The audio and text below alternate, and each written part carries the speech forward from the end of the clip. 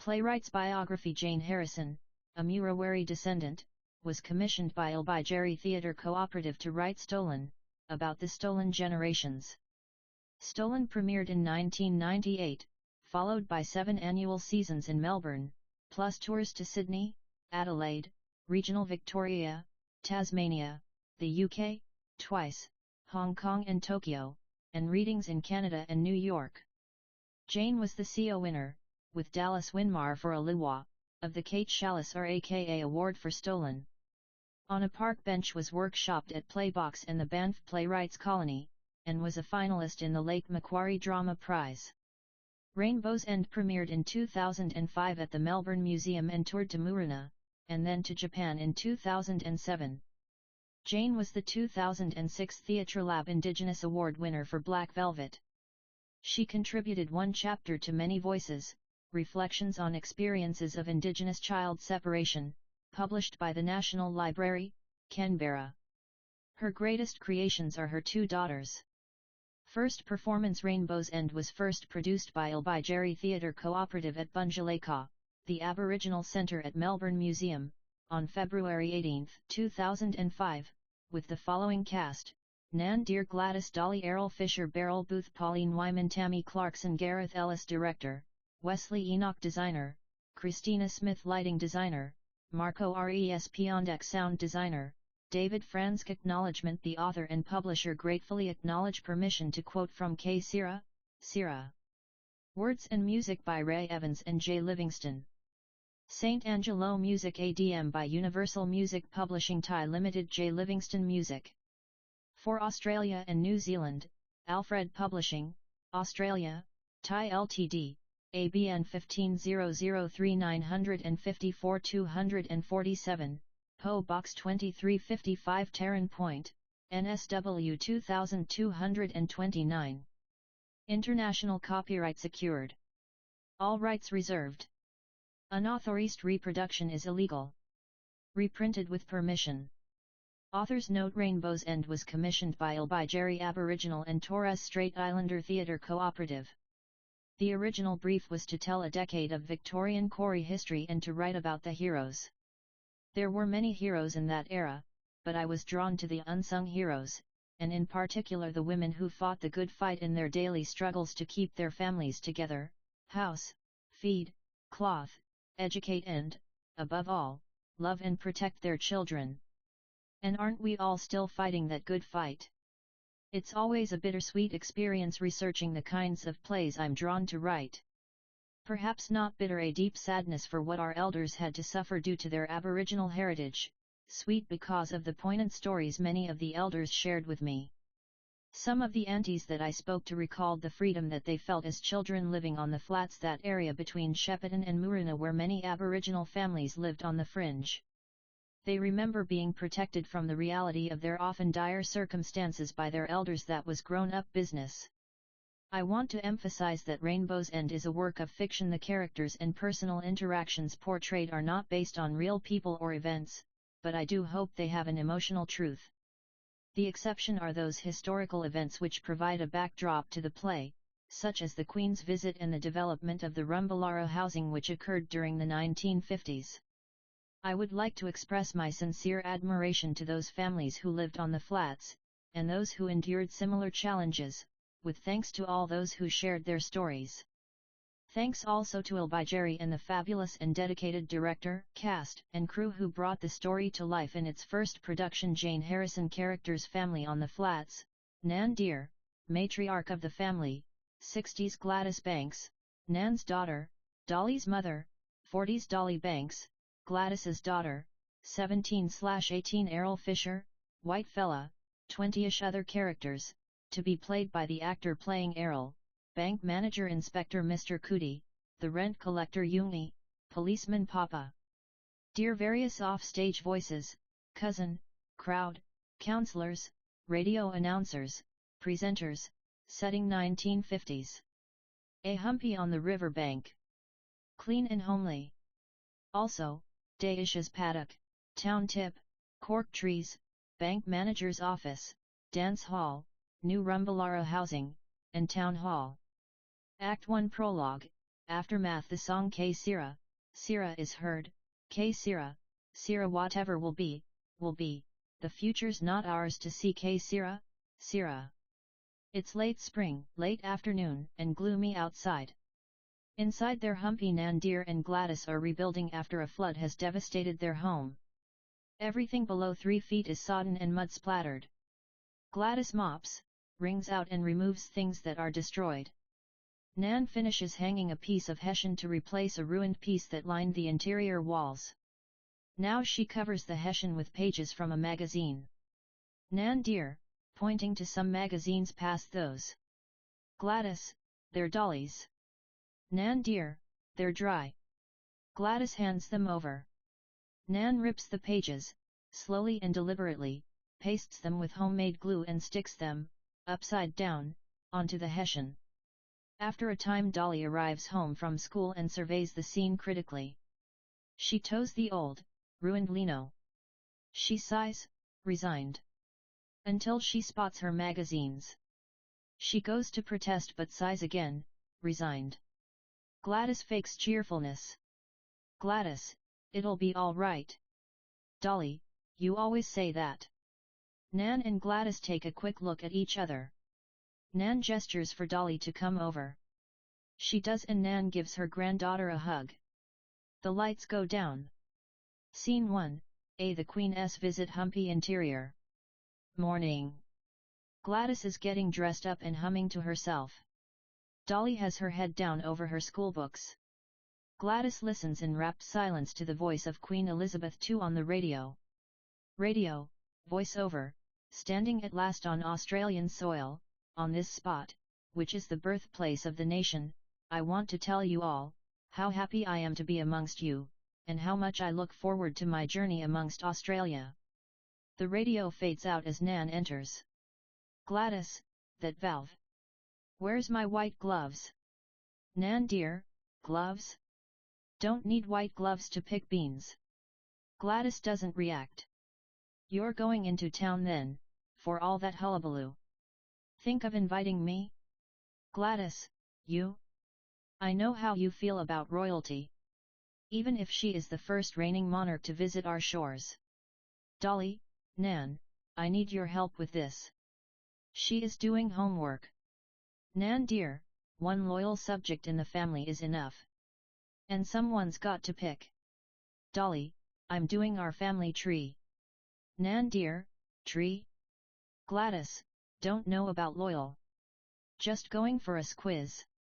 Nan dear, don't know where you get these ideas from sometimes. Gladys, I'm not hurting anyone, am I? It's a moment I'll remember, to see our pretty young monarch and the Duke.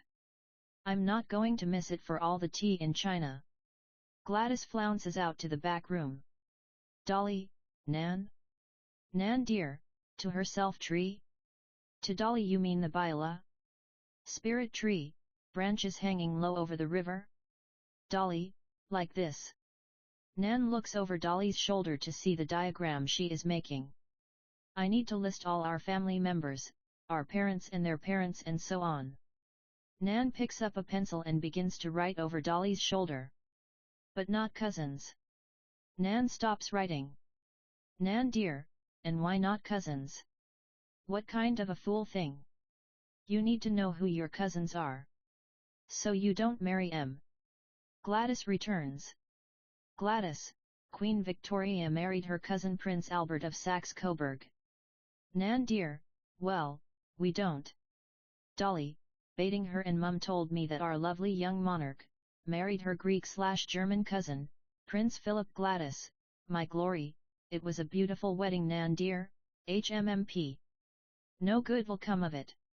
Their children will be retarded, or worse, funny in the head. Beat. Gladys, could you listen out for the taxi? Nan dear, incredulous the taxi? Gladys, it's Auntie's shoes. I don't want Her Majesty to see them dirty.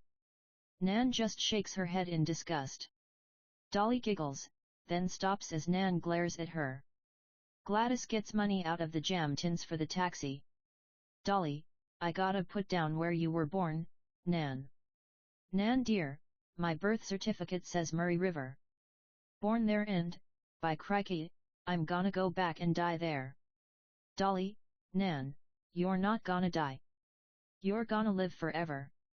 Nan dear, well, of course I'm not gonna die. Not here, anyway. Gotta go back to me old place to do that. And I'll have a feed of Dolly, swan eggs. Nan dear, threatening dearie me, that girl mustn't want help with her homework. Dolly looks contrite. Swan eggs, before I go. Dolly, to herself mother, Gladys Banks. Grandmother, Alice Louise Cooper. Nan, if you love that Murray River so much, why don't you still live there? Nan dear, bitter, half to herself they forced us to leave. Forced us to leave Kumaragangia. Our home. Dolly, who, Nan? Who did? But Nan doesn't want to talk about that business and Dolly knows it. She goes back to her homework. Grandmother, Alice Cooper who married Reginald Harold Dear. Reginald Harold Dear's parents are. Nan? Nan dear, is that your taxi, Gladys? Kegely I don't keep details like that in me head. Dolly, to herself you do so. Gladys rushes over to the window. My great-grandparents, Nan. Gladys, no. Dolly, Nan? Nan dear, to Gladys you'd better wait on the track. Else the taxi will pick up one of the cork tree lads. Dryly I'm sure they'll want to celebrate the Queen's visit. Gladys, oh, I hadn't thought of that. How do I look? Dolly, fit for a queen. Gladys is pleased by the compliment but pretends not to show it. The lights change to a dream sequence. Gladys, curtsying, is presenting a bouquet of flowers to the Queen. Instead of being formal, the Queen pulls her into a hug. The lights come back to reality. Gladys is holding a bunch of weeds. She looks at them as if she can't understand why she is holding them. She waves goodbye and leaves. Dismayed so it's Buka Bung stew tonight. Nan dear, if I don't get on that truck and do an honest day's work, it will be. And you, off to school. Dolly, but I haven't finished Nan dear, quick, go. But keep away from them cork trees. Dolly, yes, Nan. You've told me 100 times. Nan dear, don't be cheeky. Dolly, yes, Nan. Nan dear, good girl. Dolly, yes, Nan. Dolly exits. The lights indicate a time change. Scene 1, B. The radio is heard featuring a description of the Queen's 1954 royal tour of Australia. Announcer, voiceover in every town it was something different. In Shepparton, it was babies. My word, babies everywhere. All washed and dressed and fit to meet the band. No wonder the Duke called out, "Where's father?" Gladys, holding a very wilted bunch of flowers, comes inside the humpy and plunks down in the only chair. She kicks off her shoes. Dolly watches her. Nan is cooking. Gladys, oh, my feet. Remind me never to borrow Auntie's shoes again. Nan dear, what about the taxi? Gladys, didn't show, did it? So I walked up to the causeway. Nan dear, that's not far. Gladys, then all the way to Shep. Nan dear, to Shep? Why? Gladys, on account of the Hessian. Nan dear, what Hessian? Gladys, the Hessian they lined the road with. The Hessian that I couldn't get through and couldn't even peek over. Dolly, what they do that for? Gladys, stop the likes of her seeing our humpies. Nan dear, Dolly, bring the wood in. Dolly sighs and exits. Gladys, if they'd given us better houses. But Hessian. Like a band-aid over a sore. Nan dear, what are they going to do with all that Hessian? Gladys, oh, Mum, doesn't it bother you? Nan dear, what good is it if I get head up? My job is to get food on the table. Gladys, but decent housing, Mum. Nan dear, Gladys, get off your high horse. Least here we do things our way, no one breathin' down our necks. Not like those last days at Kumaragangia. Beat. Anyway, it's Papa Dear's mission to make things better for the Aboriginal people. Beat. Papa Dear had a meetin' with her, you know. Gladys, our head of state? He had a meeting? With our queen? Nan dear, she's not my queen. But yes, that's how important Gladys, he is. Nan dear, she is getting a meeting with the busiest Aboriginal around. Gladys, why didn't you tell me? Nan dear, I just did. He popped in to see us. But you were out gallivanting. Gladys, I missed him. Did he say what she was like? Nan dear, for goodness sake. Dolly returns and is listening with interest. Gladys, and I was just hoping for a glimpse. Dolly, did you get one? Gladys, no. Nan dear, God, where do you get these highfalutin ideas from? Gladys, well, it's either from you, or it's from Papa dear, and somehow I don't think it's from Nan dear. Don't just sit there, girl. Stoke the fire. Dolly, yes, Nan. Gladys, yes, Mum. The radio fades up again. Announcer, voiceover, and just to remind the royal couple that they were in Australia, we showed them how to throw a boomerang. It really does come back. The lights go down. Scene 2, AO, Errol. As the lights come up, Gladys is chopping wood with an axe and listening to Bob Dyer's quiz show, Pick a Box, on the radio. Bob Dyer, radio voiceover with what is the tail of the beaver covered? Gladys, to herself the answer to that'd be scales. Contestant, radio voiceover fur? She pauses, waiting for the answer. Bob Dyer, radio voiceover. I'm sorry, it's scales. An unusual bit of nature there. Gladys, course. She resumes chopping. Bob Dyer, radio voiceover. What is the more common term for an ocular contusion? Nan appears, carrying 2 dead rabbits. Gladys, a black eye. Nan dear, whose black eye? You mean, Esther's. Gladys, SHH. Nan dear, to herself, oh, that. Giving the radio a dirty look. Thought you were talkin' sense for once. Nan starts to skin the rabbits. Contestant, radio voiceover. A swollen eye? A damaged eye? Pause. Bob Dyer, radio voiceover. Yes. That's good enough. I was debating that for a moment. You were quite correct, medically. But, to put it bluntly, the more down-to-earth one is. Gladys and Bob Dyer, simultaneously, a black eye. Dolly steps outside the humpy, throws out the tea leaves from the billy, and pauses. She is chewing gum. Dolly, who's got a black eye? Nan dear, doesn't concern you, Dolly. Nan turns the station on the radio. Gladys goes back to her chopping. Dolly, you should go on Pick a Box, Mum, you're ace. Nan dear, a black contestant? I'd like to see that. Dolly, how could they tell? She has a sly look at Nan, then flicks the radio back to Pick a Box. Bob Dyer, radio voiceover. Our next contestant is petite and lovely. Who is she? A female voice on the radio is heard giggling. Nan looks at Dolly, who turns the radio off. Dolly, dreamily. One of the boxes has a real mink stole, from the house of Biba. I could see you picking up that prize, Mum? Nan dear, a mink stole around here? Gladys, and why not, Mum? It gets cold at night here, too. Nan dear, just not going to happen. Not in my lifetime. Dolly, I bet there's a lot of things that you couldn't have imagined, Nan. Bodgies and widgies, canned food. Nan dear, that's been around.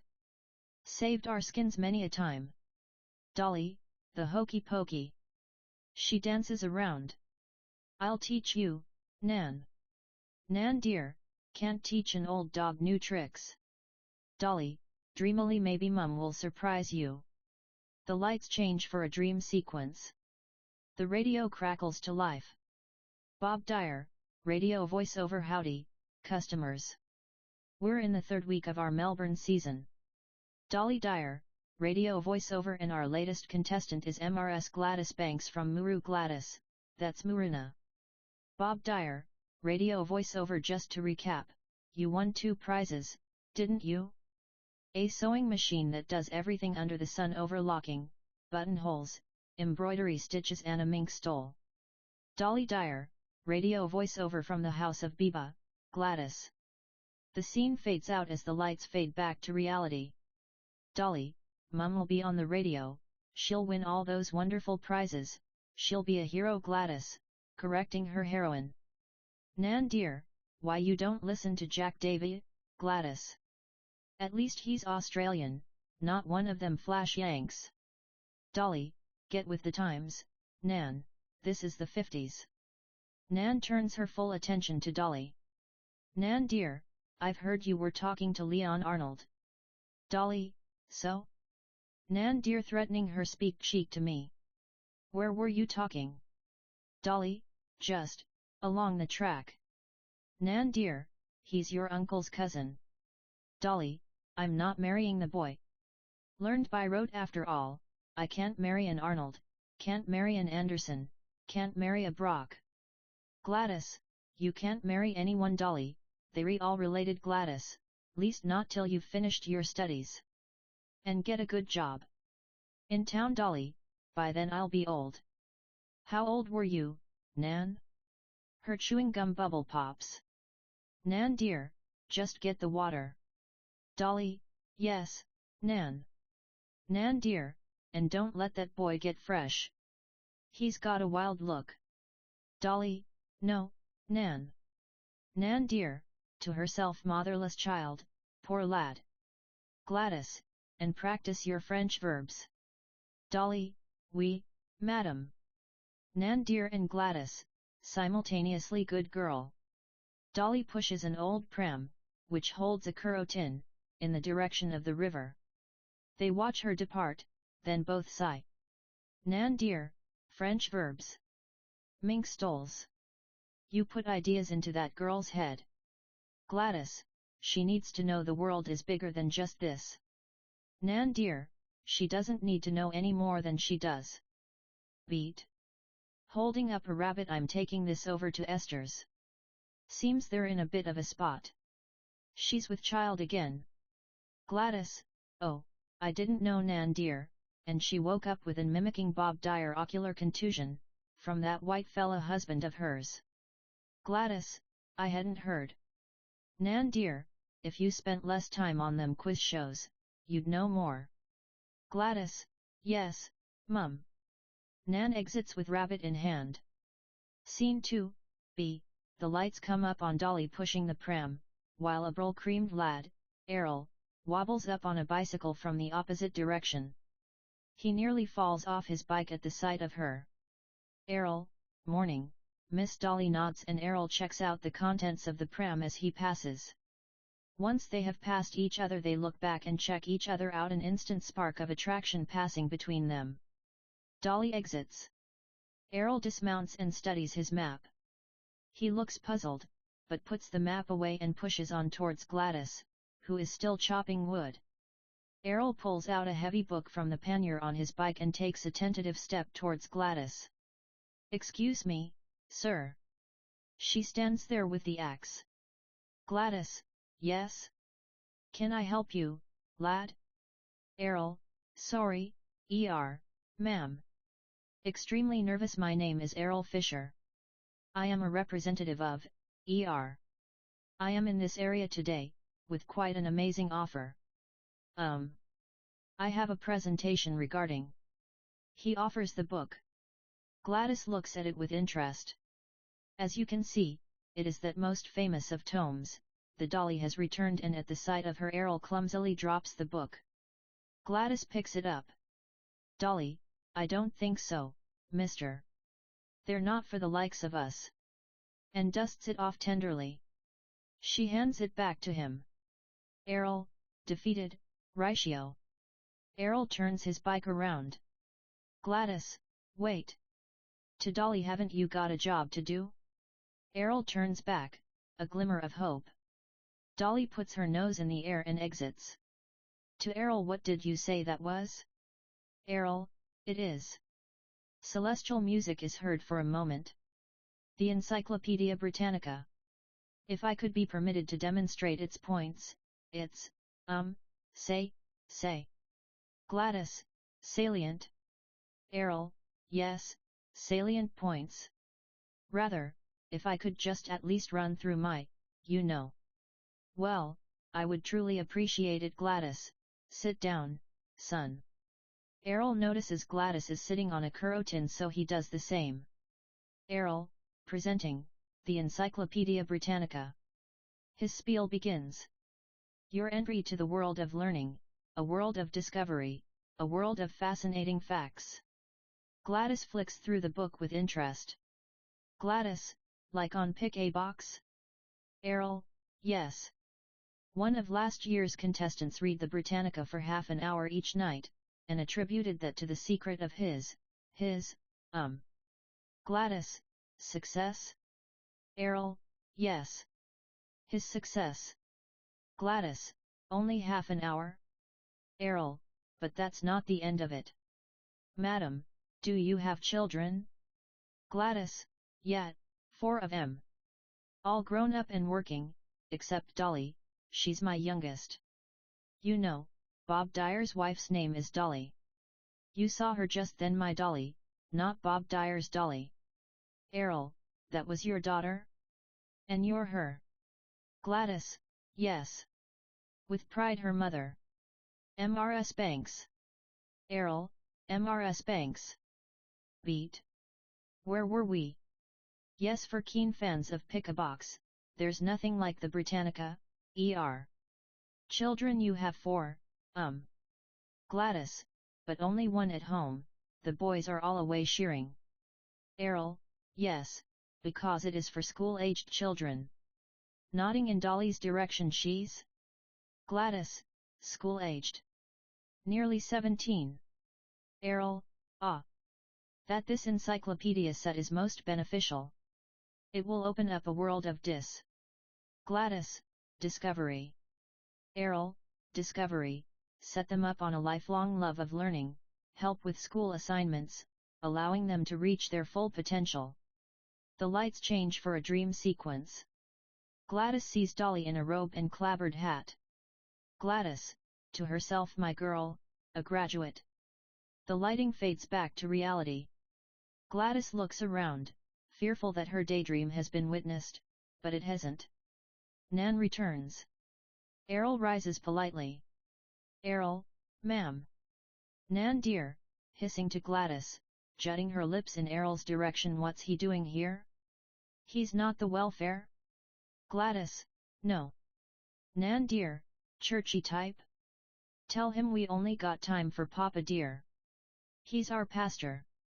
Gladys, the lad's doing a presentation. Nan dear, what? Gladys, mum. And she's dismissed. Glowering, Nan tends the fire. You were saying? Set them up? Just 1 book will do all that? Errol, not 1, ma'am. 24.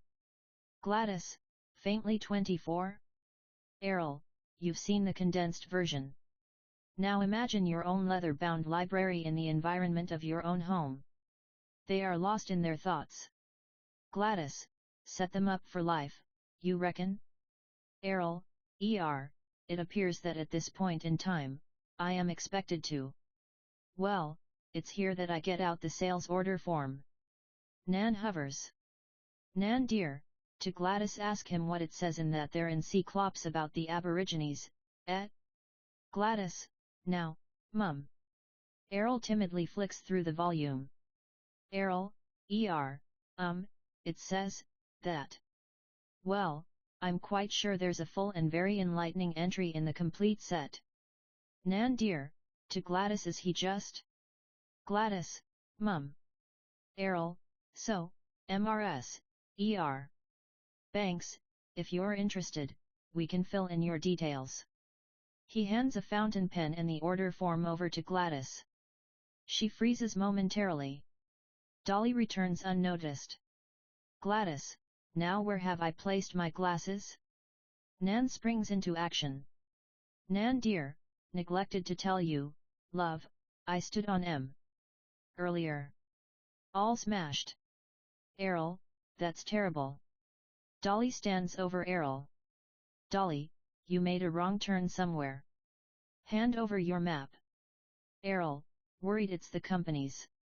If I misplace it they will dock my pay tuppence. Dolly, you got an encyclopedia, so how come you know nothing, eh?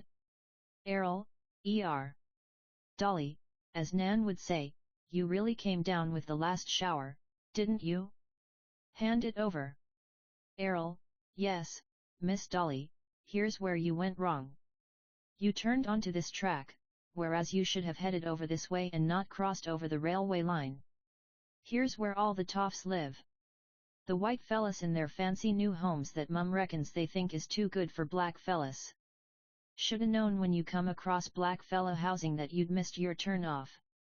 You must have a lousy sense of direction. Errol, yes. Miss Gladys stands up and picks up the axe. Gladys, yes, son, you'd better ride on over there. That's where you'll be selling your encyclopedias. Not here. The other two nod in agreement. Errol, yes, ma'am. I'll just leave my calling card. I'll write my name on it. Just in case, ma'am. Gladys, don't get called that too often, ma'am. She laughs. Just in case. Errol, yes, ma'am. Thank you, ma'am. Gladys, Dolly, show the young man the track. Point him in the right direction. Dolly and Errol move off. Nan rushes over to Gladys. Nan dear, hissing call her back. Right now. Gladys, he's in with our encyclopedia representative, Mum. Nan dear, think I don't know a snake oil salesman when I see one. Gladys, he seems nice. Real polite. And she needs to talk to people who are doing something with their lives. People with important jobs, not just picking, like us. Nan dear, we only pick 'cause that's all they'll let us do. Gladys, exactly. Nan is watching Dolly and Errol suspiciously from the window. Nan dear, anyway, he smells of perfume. What kind of fella smells of perfume? Gladys starts singing I've Got the World on a String. She is looking at Errol's card. Nan notices. Now, Gladys, you won't be needing any of them in Cyclops. Won't help you answer any more questions on the Colgate-Palmolive Pick A box, will it? Gladys, yes, Mum. No, Mum. Nan dear, that's right. So don't go getting ideas. Hardly got 2 pennies to rub together. Gladys continues to sing softly, as the spotlight goes on Dolly and Errol. Dolly, sold many? Errol, This is my first presentation. Well, the first one I got all the way through, anyhow. Dolly, fair dinkum? Errol, you see, I just got in. The company gave me a map and a bicycle and a train ticket to Muromuru. Dolly, Muruna. Errol, thanks. I've never been so far from Melbourne. Dolly, so you're from the Big Smoke? What's it like? Errol, good, I suppose. Just like anywhere. He looks around. There's picture theaters and municipal pools. Dolly, they have them here too, you know. Except they're segregated. She moves away from him. You go the way I told ye. On the other side of the railway line. You'll sell plenty of them encyclopedias there. Fancy coming to the flats? Errol, yes. But all's well that ends well. Dolly looks at him, puzzled. He couldn't possibly mean her, could he? I get to deliver them. In 4 weeks. Shyly, will you be around in 4 weeks, when I make my deliveries? Dolly, s'pose. Not going anywhere. He goes to put the book in the bicycle pannier, but his bike is not there.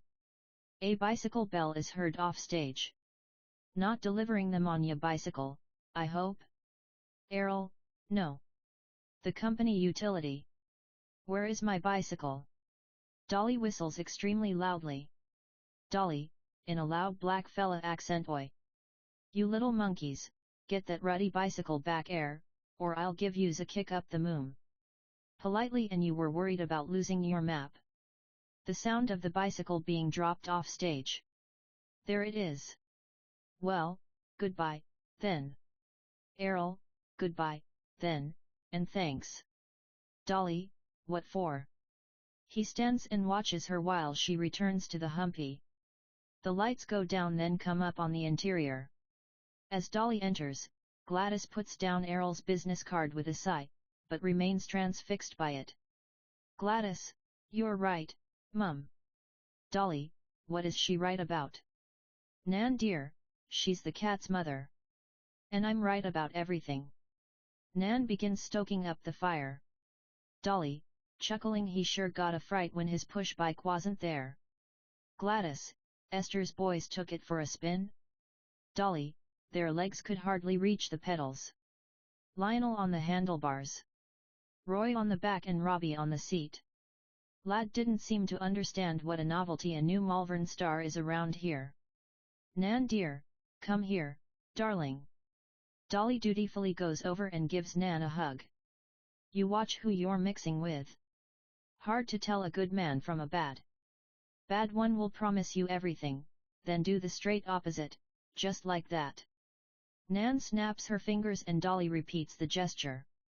Gladys just rolls her eyes. Gladys, you get back to your books, doll. Gladys looks at the card again.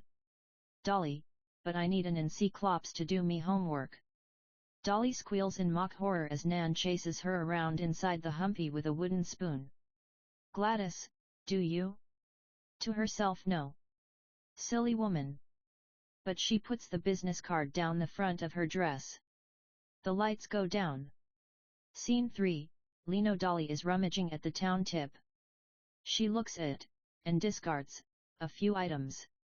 The lights change to a dream sequence. A well-groomed salesman appears. Salesman, posh, may I be of assistance, miss? Dolly, posh, why yars, I'm after new linoleum. Salesman, we have a wide selection. Dolly, this pattern. Salesman, exquisite. Thank you for shopping at Daesh once more. The lights change back to reality. Dolly hoists the lino roll over her shoulder as the salesman fades away. Dolly walks past the cork trees. She sees someone in the shadows. Cousin, off stage, slurring, hey, Dolores. You look real pretty today. Dolly, hey, Leon. Cousin, off stage, why don't ya join us? We're having a bit of a party. You look like a party girl. Dolly, Nat, I'm busy. Nan's expecting me. Cousin, off stage another time then, Dolores. Dolly, yeah, sure. Cousin, off stage promise? Dolly, course, cuz. As Dolly staggers along, Nan appears, going in the opposite direction. Nan dear, good girl. Suspiciously, which way did you come? Dolly, aren't you just glad I found it? Nan dear, yes. If I catch you going past those cork trees, Dolly, in good nick and all. Nan dear, mark my words, I'll wallop you. Dolly, Nan, I'm nearly 17. You can't scare me with bouquet man stories anymore. And besides, them gummies are harmless. Nan dear, what you call them? Shame. They might be drinkers, but they're still our people. Dolly, to herself and model citizens to boot. Nan dear, show some respect, girl. They've had it hard, those lads. Dolly, how, Nan? Nan dear, never mind. They just have. Dolly, with a sigh, yes, Nan. Beat. Where's Mum? Nan dear, cannery. Wrangled another shift. Dolly, why? What's she saving for? Nan dear, grown-up business.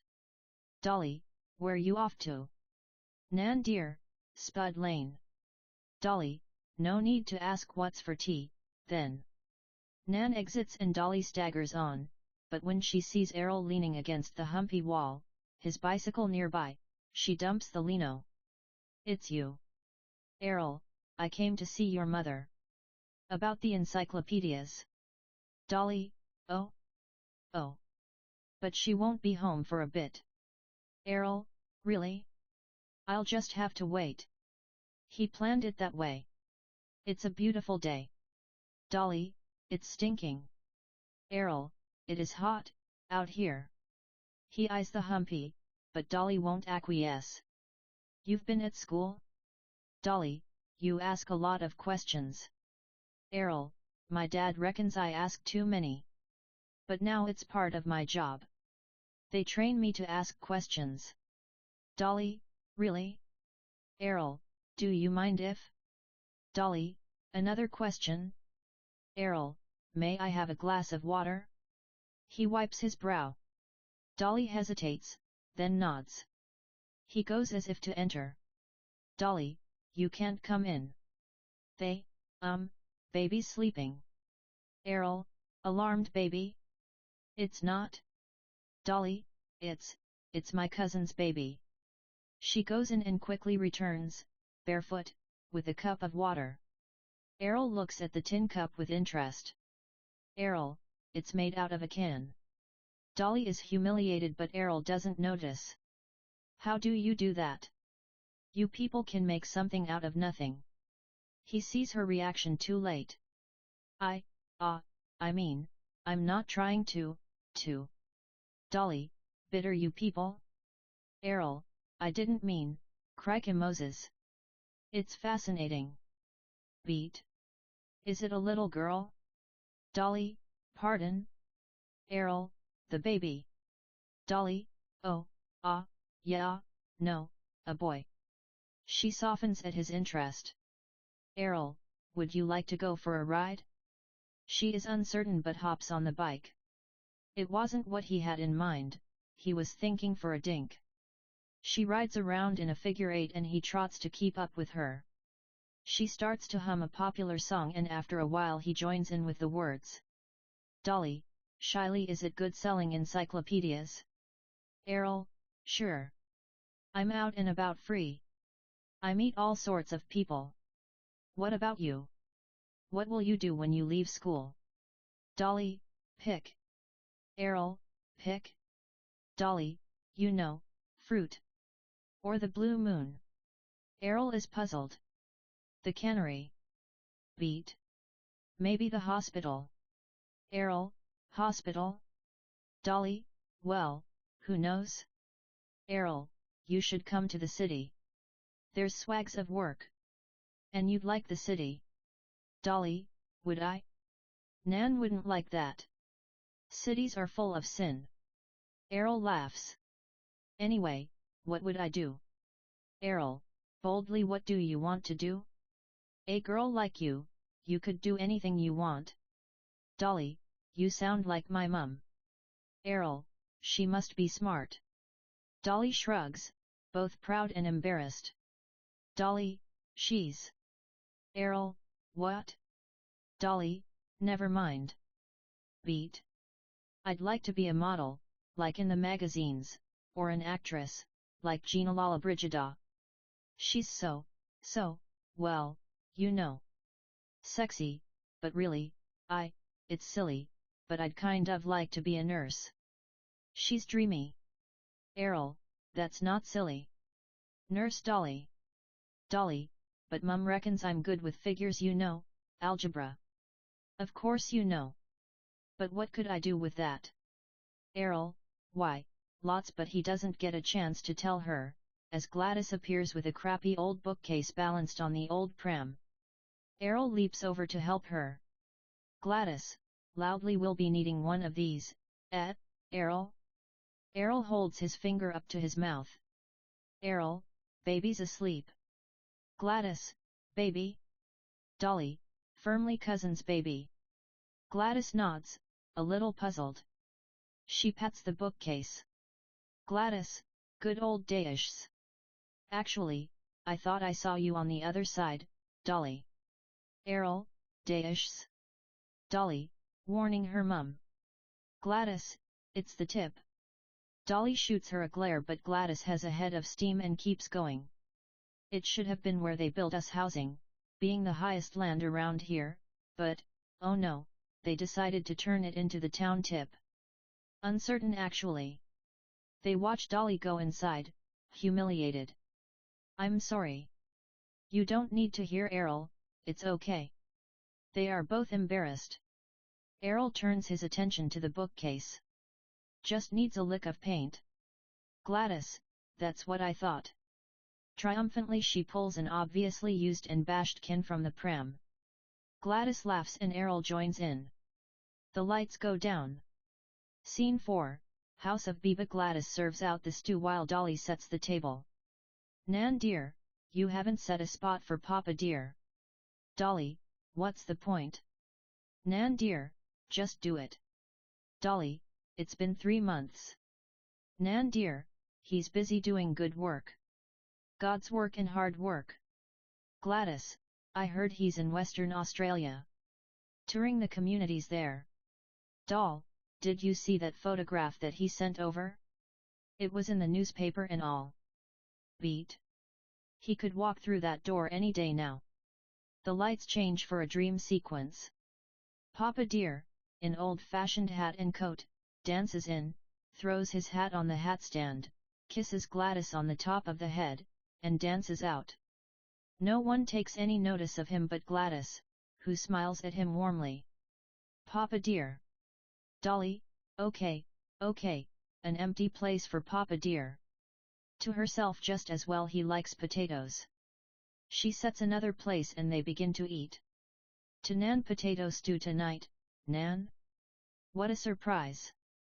Nan dear, warning her cheeky.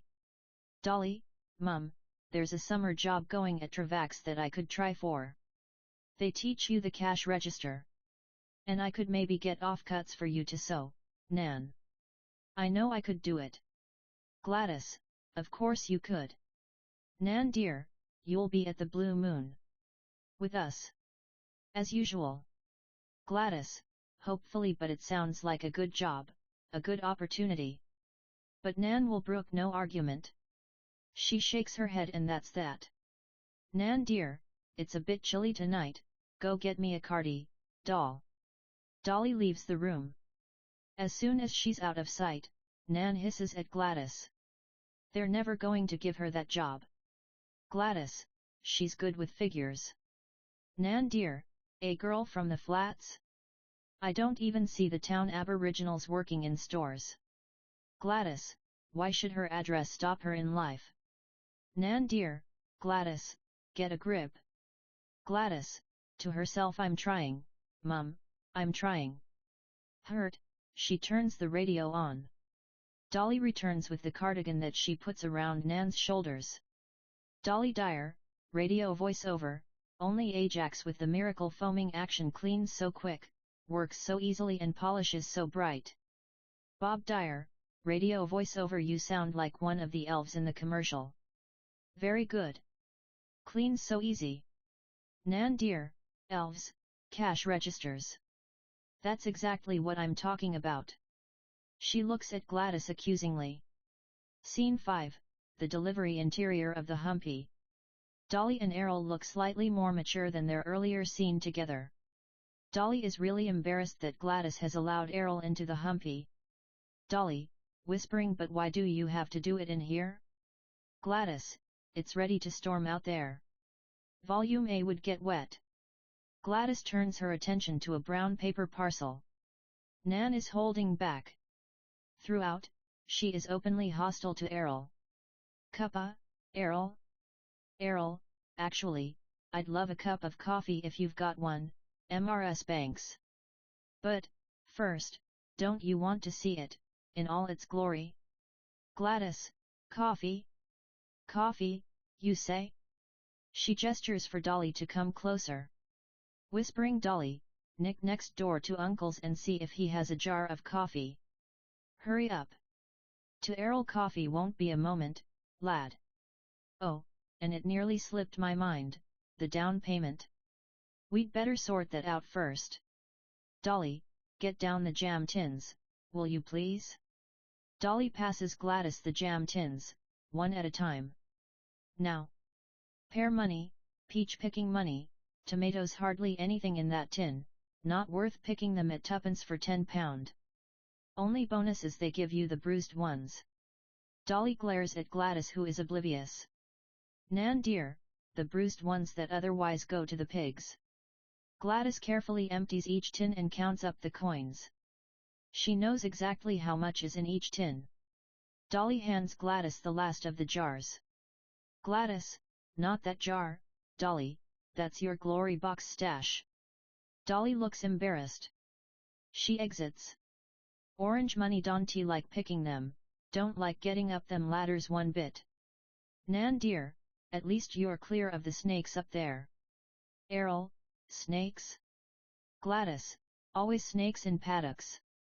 Once when Dolly was a babe in a wooden box, tea towel over her to keep off the sun, and come smoko I went to feed her, and there was this massive carpet snake curled up with her. And my Dolly was fast asleep. Not a peep out of her. She was a good baby. Errol, and it didn't bite her or anything. They look at him askance. Nan dear, to herself it was a mammal. Gladys, a carpet snake, love. Errol doesn't comprehend. Dolly returns and busies herself making the hot drinks. Errol, oh? But you killed it anyway? Nan dear, to herself killed it. In Cyclops boy and he knows nothing. Dolly sniggers. Gladys, they keep down the mice. Anyway, £2 6 deposit. 6 shillings every 3 months for 24 months, that's the deal. Dolly, oh, and here's the contract all filled in. She hands the contract to Errol, who scans it. Errol, and signed by you, MRS Banks? Gladys, done. Errol looks slightly puzzled, but then gets excited. Errol, done. Not my first sale, but surely my longest negotiation. 6 months. Now, drum roll please. Gladys, oh, I'm so excited. He hands over the parcel and Gladys tears it open. She opens the book, celestial music is heard. She touches the pages lovingly, then holds the book out for Dolly. Dolly has to first hand Gladys and Errol their cuppas. Isn't it extraordinary? Volume A. Would you look at the pictures? In color too. Coffee okay, son? Errol takes a quick sip and nearly gags. Errol, just lovely, ma'am. Nan just scowls. Gladys puts volume A, pride of place, in the middle of her new bookcase. Gladys, call me auntie, Errol. I imagine we'll be seeing a bit of you. She looks from Errol to Dolly and back again. Dolly looks embarrassed. Nan scowls even more. When he comes to pick up the payments. Nan dear, you mean you've got to pay more for those things? The lights go down then come straight up again. Dolly, outside the humpy, is leaning against the wall, while Errol fumbles with his keys. Errol, Miss Banks. Dolly, Dolly. We're not too fussed about fancy titles. Errol, Dolly. Dolly, yes? Errol, Dolly. That's a pretty name. Dolly, it's Dolores, actually. Errol, really? That's pretty too. Dolly moves away slightly, and Errol quickly speaks to hold her attention. But she was only getting a piece of wattle gum to chew. Do you like music? Oh, I'm sure you do. Curious what's that? Dolly, snooty goggles. She gives him a piece to chew. Errol, snooty? Dolly, goggles. Errol, Dolly, if you don't like it. Errol, but it's interesting. Gladys opens the door and sweeps some dirt outside, studiously ignoring the young ends. Nervously I was thinking. Dolores. Gladys makes encouraging motions at him. Dolly, really? Errol, yes. Errol looks sideways at Gladys, who pointedly goes back inside. Why do you live out here?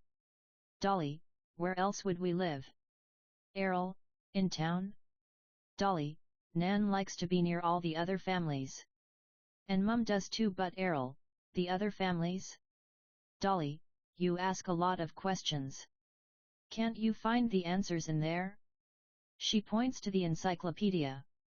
Errol, grinning, not the answers to the questions I want to ask. Like? Dolly, yes? Errol, like? In a rush, there's a dance on in Shepparton next Saturday. Dolly, true? Errol, there is. With a band playing, a good band. Dolly, how do you know that? You seen 'em? You heard 'em? Errol, no, actually. Pause. You do like music? Dolly, already told you that. Errol, 'cause I was thinking. Dolly, you were thinking. Errol, if I organized my schedule. Well, funnily enough, I already have, and I was thinking. Dolly, yes, thinking. Errol, which means I happen to be in Shepparton on Saturday. Which means? Dolly, it means? Errol, that I'm available, and if you're available. Dolly, available. Errol, and interested. Dolly, yes, yes, go on. Errol, well, I'd be most pleased if you would. Gladys bursts out of the humpy. Gladys, oh, for heaven's sake, spit it out, will ya, son? To Dolly, he wants to invite you to the dance. Dolly, Mum. Errol, Mrs. Banks. Nan dear, from inside, loudly Gladys. Gladys hurries inside. Dolly moves up very close to Errol's face. Errol, so will you? Will you go with me? Dolly, listen, fella. Do you have any idea what'll happen if you walk into that dance with me? Errol, no. Worried? Is there some other bloke on the scene? Is that it? Will some fella want to punch me on the nose for sweet talking his girl? Dolly, you're white. I'm Aboriginal. Or haven't you noticed? Errol, well, yes, but... Dolly, I'm from the flats. Not even one of those towny types of crossover Aboriginals. Errol, what matters is you. Not your address. Dolly, that's sweet. Dolly visibly softens towards him. Nan dear, from inside, yelling Dolly. Dolly, go. You'll get us in trouble. Errol, who with? Dolly starts to move away, but he grabs her hands and slowly they move into a jitterbug, dancing perfectly together. We hear the song A Girl Like You by Cliff Richard and the Shadows. You're going to come with me, then? Dolly knows their relationship cannot work. Dolly, no. It's impossible. But he pulls her back towards him. Errol, nothing's impossible. Can I pick you up from here? She shakes her head. Then I'll meet you halfway. Dolly, with your sense of direction? Errol, there's these gnarled trees down the track. Dolly, the cork trees. Errol, all twisty and rough. Dolly, I know them. Errol, that can be our special meeting spot. Dolly, I'm not sure. Errol, it's here or it's there. What'll it be? Dolly hesitates. Dolly, I'll meet you at the hall. Errol, and I'll bring you home? Swell. Dolly, swell. He swings her away. There is a sound of the door being opened, and Dolly swings out of his reach. Nan appears and the music stops suddenly, as if the record has been scratched, and the mood is broken. Dolly goes in without a word. Nan looks daggers at Errol. Nan dear, it's getting dark. Very dark. Time for you to move on. Take the shortcut, past the cork trees. She moves inside and slams the door. The lights fade. Scene 6, the inspection. Nan and Gladys are inside the humpy, straightening everything in sight with a nervous, anxious energy. Nan dear, whispering, I'm worried about Esther. Gladys, send doll over. The two women stand up as if at attention as the inspector, a well-dressed white man, steps back into the front room. Inspector, I say, crocheted pillow shams. Such beautiful work. Gladys, that would be my mother's handiwork. Inspector, and your name is? Gladys, MRS Banks. Inspector, A&D? Gladys, my mother, MRS dear. The inspector is writing notes. Inspector, pleasant, but distracted. Is there a Mr. Banks? Gladys, deceased. He fought in the war. Inspector, is there a Mr. Dear? Gladys, yes, Papa dear. Inspector, and he is where, at present? At work? Gladys, why, yes. In the Western District, I believe. Inspector, away shearing? Nan dear, he's a pastor. Our own pastor. Inspector, pastor dear? I do believe I have heard of him. He does good works among your community. Nan dear, yes. Gladys, he's very well known. But he's moved across the room and Gladys is unsure whether to continue that line of conversation. Inspector, it must be quite unpleasant here in summer? Gladys, excuse me? Inspector, the heat. Gladys, it's bearable. Better than winter. Inspector, oh? Gladys, because of the floods. Inspector, how frequently does it flood? Gladys, unsure. Oh, now and then. Now and then. Inspector, so, only the two back rooms. Are there children staying with you? Gladys, my children are all grown up, off working. At that moment Dolly bursts in, as if she has something urgent to say. Nan is gesticulating for Dolly to shoo. Nan dear, whispering, give Esther a hand. But Dolly has been spotted. Gladys, except for my daughter. The inspector appraises Dolly. Inspector, and she is? Gladys, Dolores. Dolores Alice Banks. She's just back from the high school. She's currently undertaking her with a hint of triumph leaving certificate. For the first time he turns his full attention to the women. Inspector, really? That's the way. And what does the future hold for you, Dolores? Dolly, well, I'd like to work at the hospital. Gladys, as a bookkeeper. Nan dear, in the laundry. The inspector is not sure if they're having a go at him or not. He notices the floor. Inspector, linoleum? Nan dear, yes. Gladys, from Daesh's.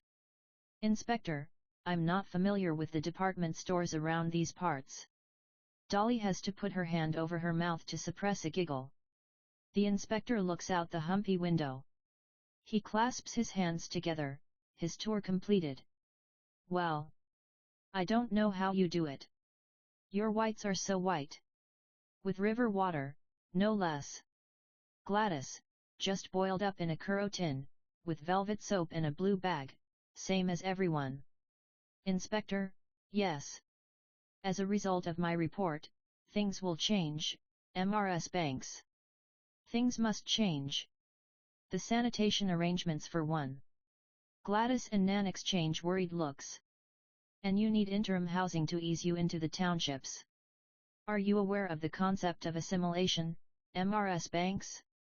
Gladys isn't sure how to respond, or even if a response is required. Gladys, yes, but Nan elbows her. Inspector, the Aborigine needs to be absorbed into the community. But how can he be absorbed until he learns to live like us? I will recommend assimilation, in my report. It is a vexed issue, to be sure, but someone must take leadership. First, the housing problem must be fixed. After all, how can the children study in the evenings if there is no electric light? Gladys, unsure. Yes. Inspector, yes. I will do all I can. But, in the meantime, you need to rally yourselves. Speak to your local MPs, form a delegation. Collect petitions. Write letters. Inform yourself. Knowledge is power, ladies. Gladys, hesitantly yes. More assured yes. Inspector, thank you for the cuppa, MRS dear. MMM. Something smells delicious? Nan dear, it's just damper. Gladys, please help yourself. Inspector, marvelous. Quite a treat, fresh damper. Thank you. Nan dear, yes. Gladys, do come again. Nan elbows Gladys. The inspector exits. Gladys rubs where Nan elbowed her. Nan dear, disgusted, do come again. Gladys, my lordy, I was nervous. Dolly, what is he here for? Why is he checking us out? And who is he? Nan dear, never you mind. She is peeking out the window, checking out which way he is going. Dolly, Nan, why do you always treat me like a child? Gladys, lo that man, he's writing a report. About the way we live. For the government of Victoria. Dolly, a report? Like a mark out of 100? Gladys, something like that. Dolly, will they build us our own houses, like you're always on about? Gladys, perhaps. Nan snorts. Dolly, do you still want me to go over to Auntie Esther's? Nan dear, sadly probably too late now. Beat. Dolly, Nan? What's wrong, Nan? Nan shakes her head and vanishes outside to hide the anxiety she is feeling. Gladys watches Dolly watching her. Gladys, falsely bright, so how was school today, Dolly? Dolly, same as every day. Mum. Nancy was talking about a ball that's coming up. The Miss Murina Shepparton ball. Mum? Gladys has not been listening. Nan returns and shakes her head at Gladys's inquiring look. Gladys, well then, Dolly haven't you got sums to do? Dolly, yeah, so I can be a bookkeeper, in the laundry. Dolly scoots out of reach, but Nan doesn't even try to smack her. The two older women look at each other, then in the direction Dolly has gone, worried. Gladys, they won't take her. Nan dear, she's 17. They'd make her work for someone. Like they did you. Gladys, I think he was impressed at her schooling. Nan dear, maybe. And how clean it was. Gladys, definitely. Oh, Mum. But I'd like to see that report of his. I'd like to know what he says about us. Nan dear, an outburst, and what bloody good would that do? Daydreams. Crankily, she thumps the radio to life. Gladys, to herself, they're not really daydreams. Because she intends to make them come true. Scene 7, the turn early evening. Dolly, out of sight, is singing to the radio. Nan sits in the only chair, cleaning a pair of sling-back shoes with white shoe cleaner. She is acutely aware of what is happening around her. Gladys is fussing around getting ready, and also singing but a different song. Gladys, my white gloves? Nan dear, tomato box by the bed. Gladys, you need a cuppa, Mum? Louder, get a wriggle on, Dolly. Nan dear, full up to pussy's bow. Dolly, where's the talcum powder? Nan dear, trough. Dolly, thanks, Nan. Can I use a little of your lavender water? Thanks. You got your glasses, Nan? Nan dear, right here, love. Gladys, Mum, you sure you don't want to come to Auntie's? Did I mention it's a housing fundraiser? Nan dear, you did. Why else would you make rock cakes all afternoon? Gladys, just 6 dozen. It's my little contribution. See, Uncle's planning to negotiate for Daeshs, in a new deal. They've got in mind Aboriginal housing. They want to call the housing Rumbalara. It means, Nan dear, I know what it means. Gladys, dash end of the rainbow. Sounds beaut, Doesn't it, this new deal? They say the houses LL have running water. The lights change for Gladys's dream sequence. A tap appears from nowhere and from it flows blue jewels in an approximation of water. Nan's words break in and bring the fantasy to an end as the lights change back to reality. Nan dear, but Daesh is the town tip. They already decided that in 47. Gladys, he's weary going to have another go at it. I might even go on the committee. Nan dear, you? Don't ever get too clever, my girl. Gladys, just a thought. Nan dear, you get knocked down when you get too clever. Gladys, yes, Mum. I'll get you comfy with the radio. She fiddles with the radio. Radio announcer, voice over Ajax foaming cleaner. Because Ajax contains bleach, you'll stop paying the elbow tax. Nan dear, honestly, they're mad about whiteness. Gladys belts the radio and it reverts to soothing country and western music. Gladys, you got your crochet hook, Mum? Nan dear, stop fussing. Gladys, Dolly, would you like to borrow the girdle?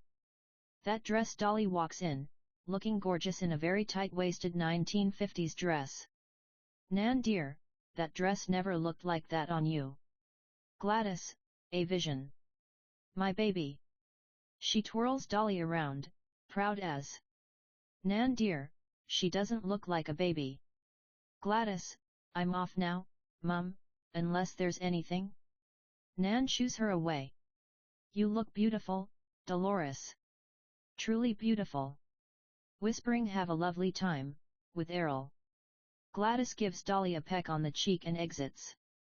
Nan, once she's gone, rushes over and gets the latest volume of the encyclopedia to look at. She settles back in her chair and notices that Dolly is still there. Nan dear, aren't you going with her? Dolly, evasive. No. I'm getting a lift. On account of Auntie's shoes. Dolly puts on earrings and fiddles with her hair. Nan dear, suspiciously all this fuss for a little bush concert? Dolly, I'm not going to the fundraiser. Nan dear, you're not? Then where, pray tell? Dolly, to a dance. In Shepparton. Nan dear, your mother know this? Of course she's in on it. Who's going to be at this dance? Dolly, the usual. Nan dear, who's bringing you home? One of your cousins? At least Gladys would have made sure you were brought home safe. Dolly, Errol's bringing me home. Nan dear, that Cyclops boy? That gubba fella? Dolly, Errol Fisher. Nan dear, he's Errol Fisher? A Fisher? Dolly sighs. He'll be there? Dolly, everyone's going to be there. It's a dance, Nan. Nan goes into a coughing fit. As Dolly rushes to get her a glass of water, Nan hides the white shoes. You right, Nan? Nan dear, I'm chilly. Dolly gets Nan a blanket and arranges it over her knees. You get going, then. My crochet hook? Dolly, I'm sure you had it. Here it is. Nan, have you seen those shoes? Nan dear, aren't they under Glad's bed? Dolly disappears then reappears shaking her head. Dolly, panicking, what time is it? Dolly finds the shoes under the chair. There's a truck honking outside and Dolly rushes to the window. Nan coughs again. Dolly's concerned. Nan dear, parched. But you'd better be off. Go out, kick up your heels, love. Don't mind me here all alone. Dolly fills up her mug from the billy. Dolly, you sure? Nan dear, though I do feel like a serve of swan eggs. Dolly, swan eggs? You're okay, aren't you, Nan? Nan coughs. Dolly looks from the source of the honking to Nan. The honking is more insistent. The coughing is more racking. Dolly opens the door and disappears. Nan rushes over to the window, then rushes back and settles herself back in her chair. As Dolly returns inside, waving sadly to the departing truck, Nan looks relieved, then remembers to cough again. Nan dear, come here, love. Dolly dutifully goes over and gives Nan a hug. Dolly removes her accessories. Nan perks up. Dolly, okay now, Nan? Nan dear, so. Dolly strokes Nan's hair tenderly.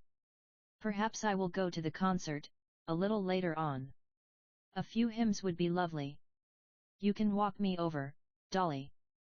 There'll be a few young ends there. Heard there's a nice Wemba boy down from Swan Hill. Dolly hugs her, disappointed in missing the dance. Dolly, we're probably related to him too, Nan? Nan dear, we'll find someone for you. Go on, put on your earrings, love. The lights go down.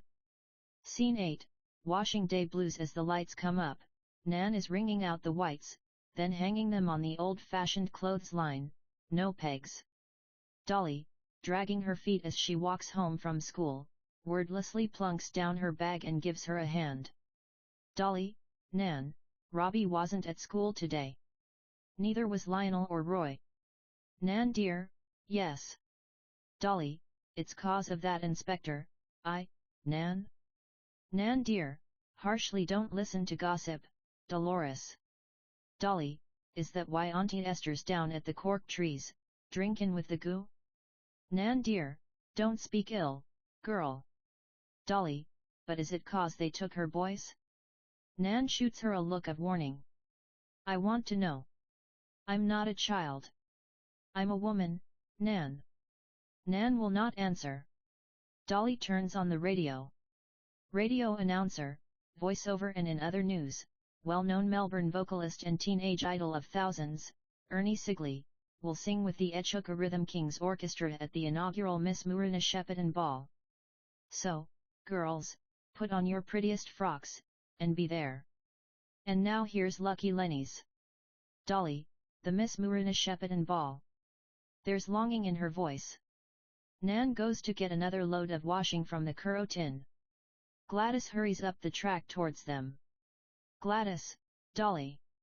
There's a trainee program, at the bank, in town. I heard Nancy Woolthorpe's mother talking about it when I was at the butcher's. Nan dear, when you're the last to be served, you hear lots of things. Dolly, and? Gladys, and? You'll go for it. If Nancy's going for it, you can. Dolly, what do you want from me, Mum? Do you want me to walk like them, talk like them, wear a twin set like them? Pretend to be one of them? Gladys, are you finished? Dolly, no. And yet we live like this, out here. Nan dear, at least here we sink or swim on our own. Not like the Kumaragangia days, always at the mercy of the manager. She stops abruptly, a little shamed by her outburst. Dolly is pleased that Nan has revealed a little info. But Gladys has something to say. Gladys, you ask me what I want. Well, I want what any mother, black, white or brindle, wants for her daughter. That's all. Gladys stares at them defiantly, before she goes into the humpy. Dolly, Nan, why don't we have a normal life? Nan dear, this is normal. Dolly, getting flooded all the time. Nan dear, it's just the way it is. That's nature. Dolly, but why? It's like we're fighting nature all the time. Living on the riverbank. Nan dear, you're the one who's fighting. You and your mother. Fighting against how things are. Dolly, what's wrong with that? Papa dear fights for things to get better. Dolly sighs, resigned. They continue to hang up the washing. It's not going to rain, is it? Nan dear, would I be doing this if it was about to rain? Beat. All these questions. Dolly, yes, Nan. But how come there's no answers? Beat. Nan dear, a ball.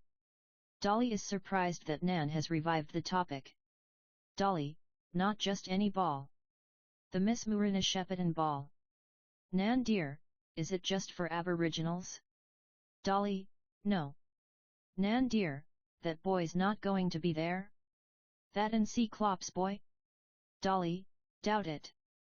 She waits, then buries her face in a white sheet. Your whites are so white, Mrs. dear.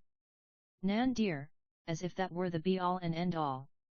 As if that were the bloody be-all and end-all. Beat.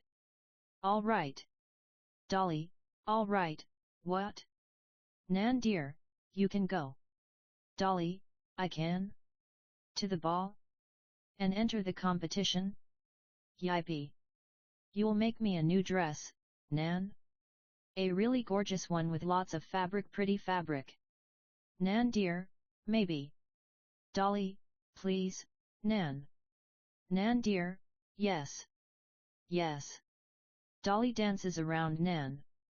Haven't you got something to do instead of getting under people's feet, girl?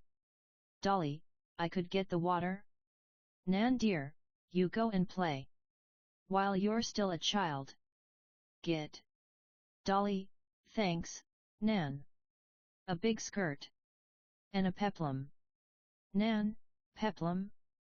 Dolly, like in the picture on the wall. Love you, Nan. Dolly hugs her.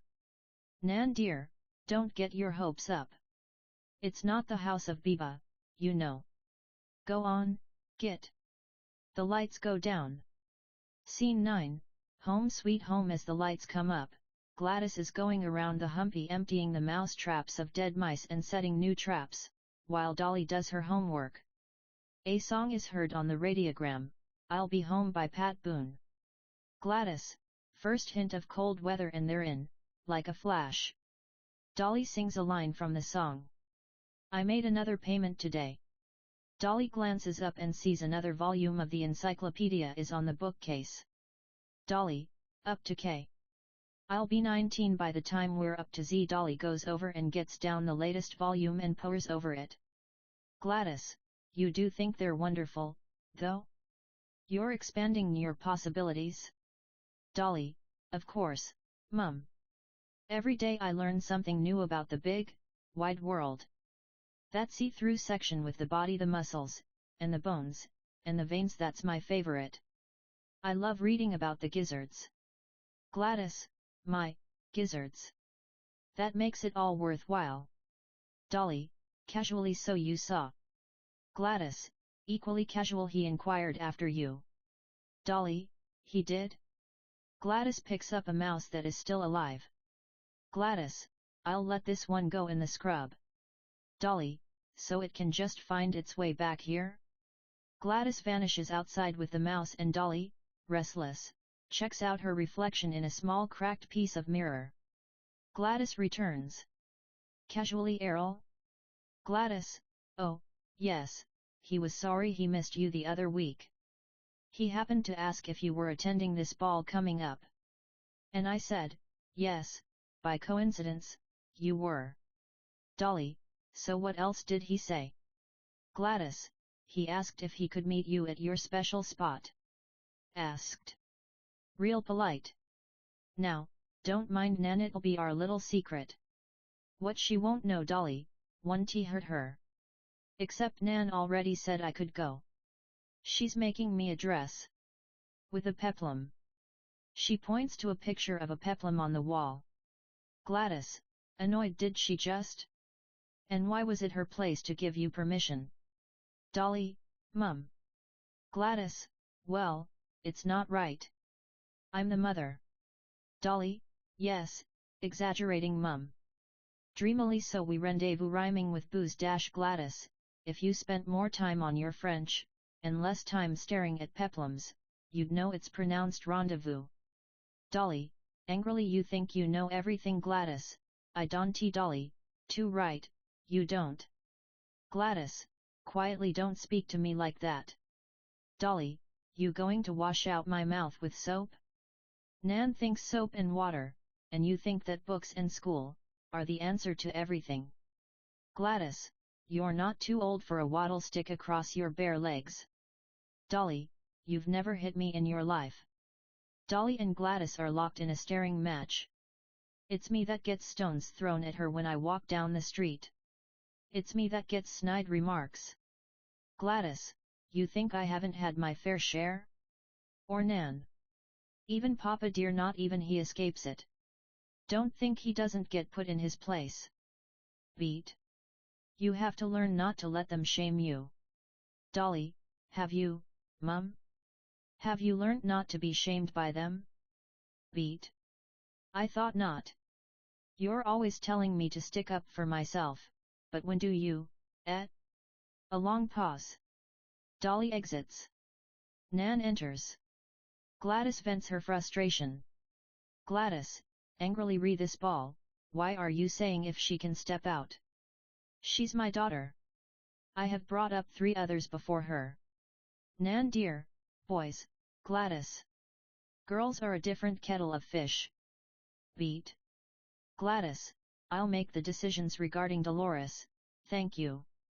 Nan dear, then do it. Gladys, I have. She's going to the ball. And Errol Fisher is walking her home.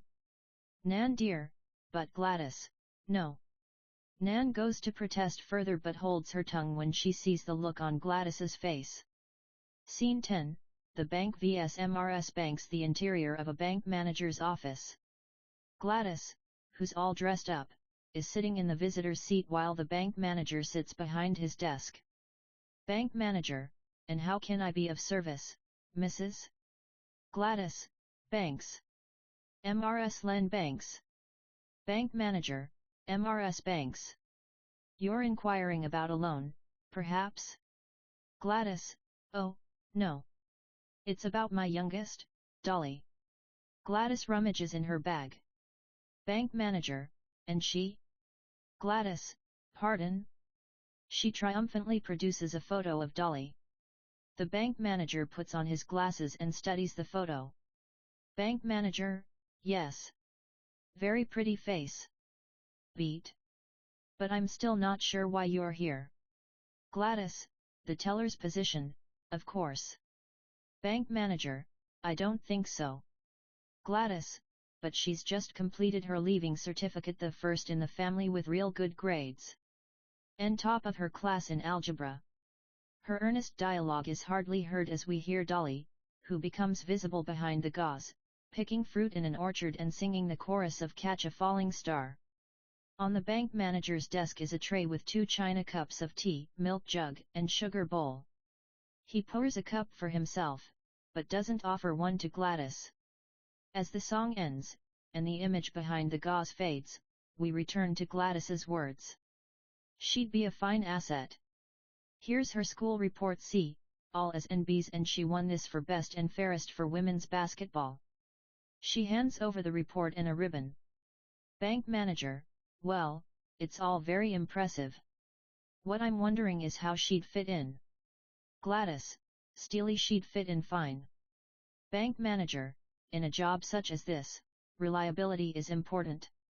I wondering how would she get into town each day. Gladys, she has a bicycle. She's on time for her school. Look. She pulls out of her bag a special certificate for punctuality. For punctuality. Bank manager, splendid. Now, rapport with our customers is important. Sorry, rapport means Gladys, through gritted teeth, getting along. Making people feel comfortable, like. Bank manager, yes. Beat.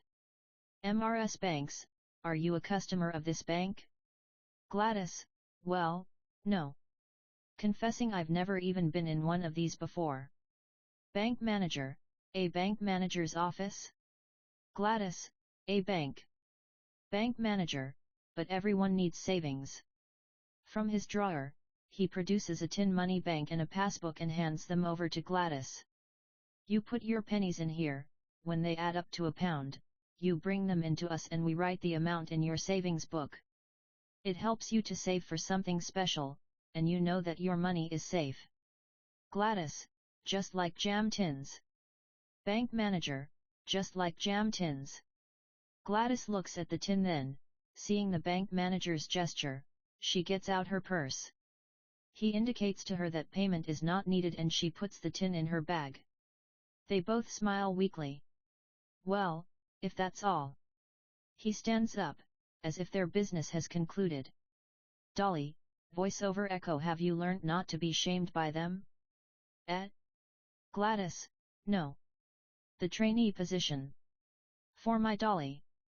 Bank manager, to be honest, MRS Bank's Gladys, she'd be an asset. She's a hard worker. She knows all about hard work. She's honest. She's polite. She deserves a break. One little break. Are you going to be the one to offer her that break, sir? She stares him down. He taps his fingers together for what seems like an eternity. Bank manager, why not? Beat. Please add her name and address to this list. He hands her a clipboard. She takes it. And she'll be notified of an interview time. Gladys shakes her head. Oh. I beg your pardon. He hands her his fountain pen. She holds it, uncertain, then hands it back. She collects her things as if to leave. MRS Banks? Beat. Oh, fountain pens are a little tricky, aren't they? He calmly begins to fill out the form and Gladys sits back down. Your daughter's full name, MRS Banks? Gladys, Dolores. Dolores Alice Banks. The lights go down. Scene 11, the ball. The sound of big band swing music is heard. When the lights come up, Dolly is swirling and floating around the dance floor in her full-skirted dress, with Errol as her partner. She is wearing an orchid corsage. Dolly, they're looking at us. Errol, that's 'cause you're the prettiest girl here. Dolly, I'm not sure. Errol, I am. You look a picture, Dolores. I said that. Dolly, you did. Errol, well, you do. Teasing her, and you haven't stepped on my toes once. Dolly slaps him on the arm gently and he grabs the hand and squeezes it tight. The song ends but he's still holding her hand tightly. Dolly, they are looking at us.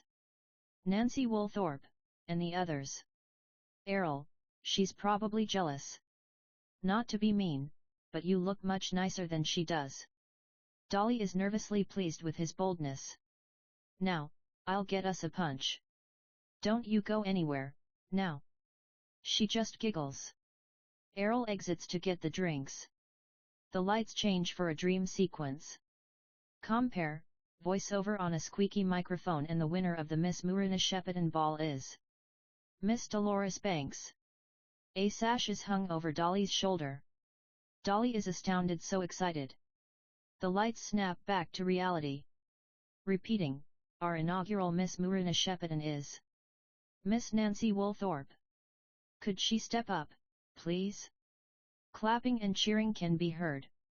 Isn't she a picture? Put your hands together for Nancy. The prettiest little gal in town. But before she accepts the sash, we hear Nancy Woolthorpe's voice. Nancy, voiceover, why, if it isn't Miss Dolores Banks herself. Love your dress, Dolly. Love the fabric.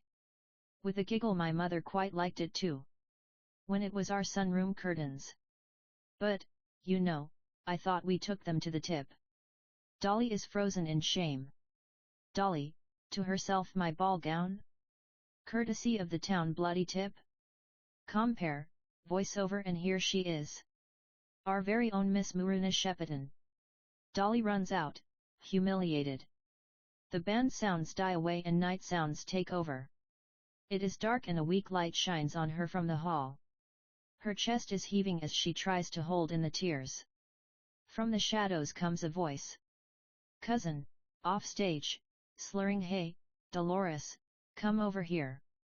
Dolly, pardon? She wipes away a tear and tries to compose herself.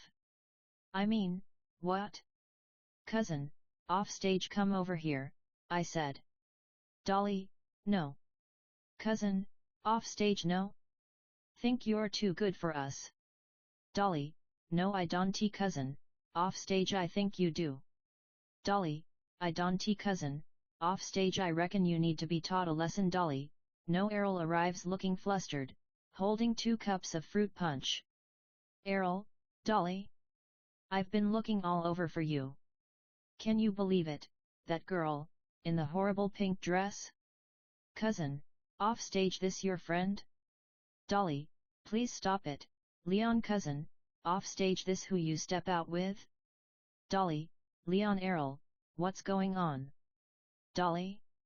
There is a scuffle in the dark. Dolly, get your hands off me. Errol, why, you don't treat a lady like that cousin, off stage she's no lady, she's just a little. The big band sound strikes up inside the hall. A drink goes flying, a punching sound, then another. Errol staggers back into the weak light, holding his eye. Dolly runs through the light, sobbing, her dress slightly ripped. Off stage, yelling see you later then, doll. Errol, Dolly? Dolly? But she's gone. Scene 12, storm brewing. Gladys is knitting up a storm while Nan crochets. Gladys looks at her watch and smiles. Gladys, she'll be having a lovely time. But Nan has a sense of foreboding and Gladys picks up on it. What is it? She doesn't answer but goes outside with the curl lamp. Nan dear, Dolly? Dolly? But the only reply is the rising wind that makes the curl lamp flicker and blow out. Scene 13, water's rising as the lights come up, Dolly is sobbing down by the river. After a time she hears a noise and is startled. Again she hears a sound and raises her fists to defend herself. Errol, whoa there, Dolly. It's me. Dolly, I knew that'd happen. Errol, it wasn't very nice. Dolly, nice? You heard them. It'll never change, some things never do. Errol, don't say that.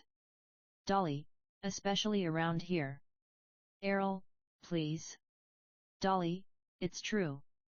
Errol, please, Dolly. Let's just talk, can we? Please don't run away. If I have to try and follow you again, I'll really get lost. You know about my lousy sense of direction. He's trying to jolly her. She can't help but smile through the tears. Dolly, I sure do. Errol, ouch. His eye is hurting.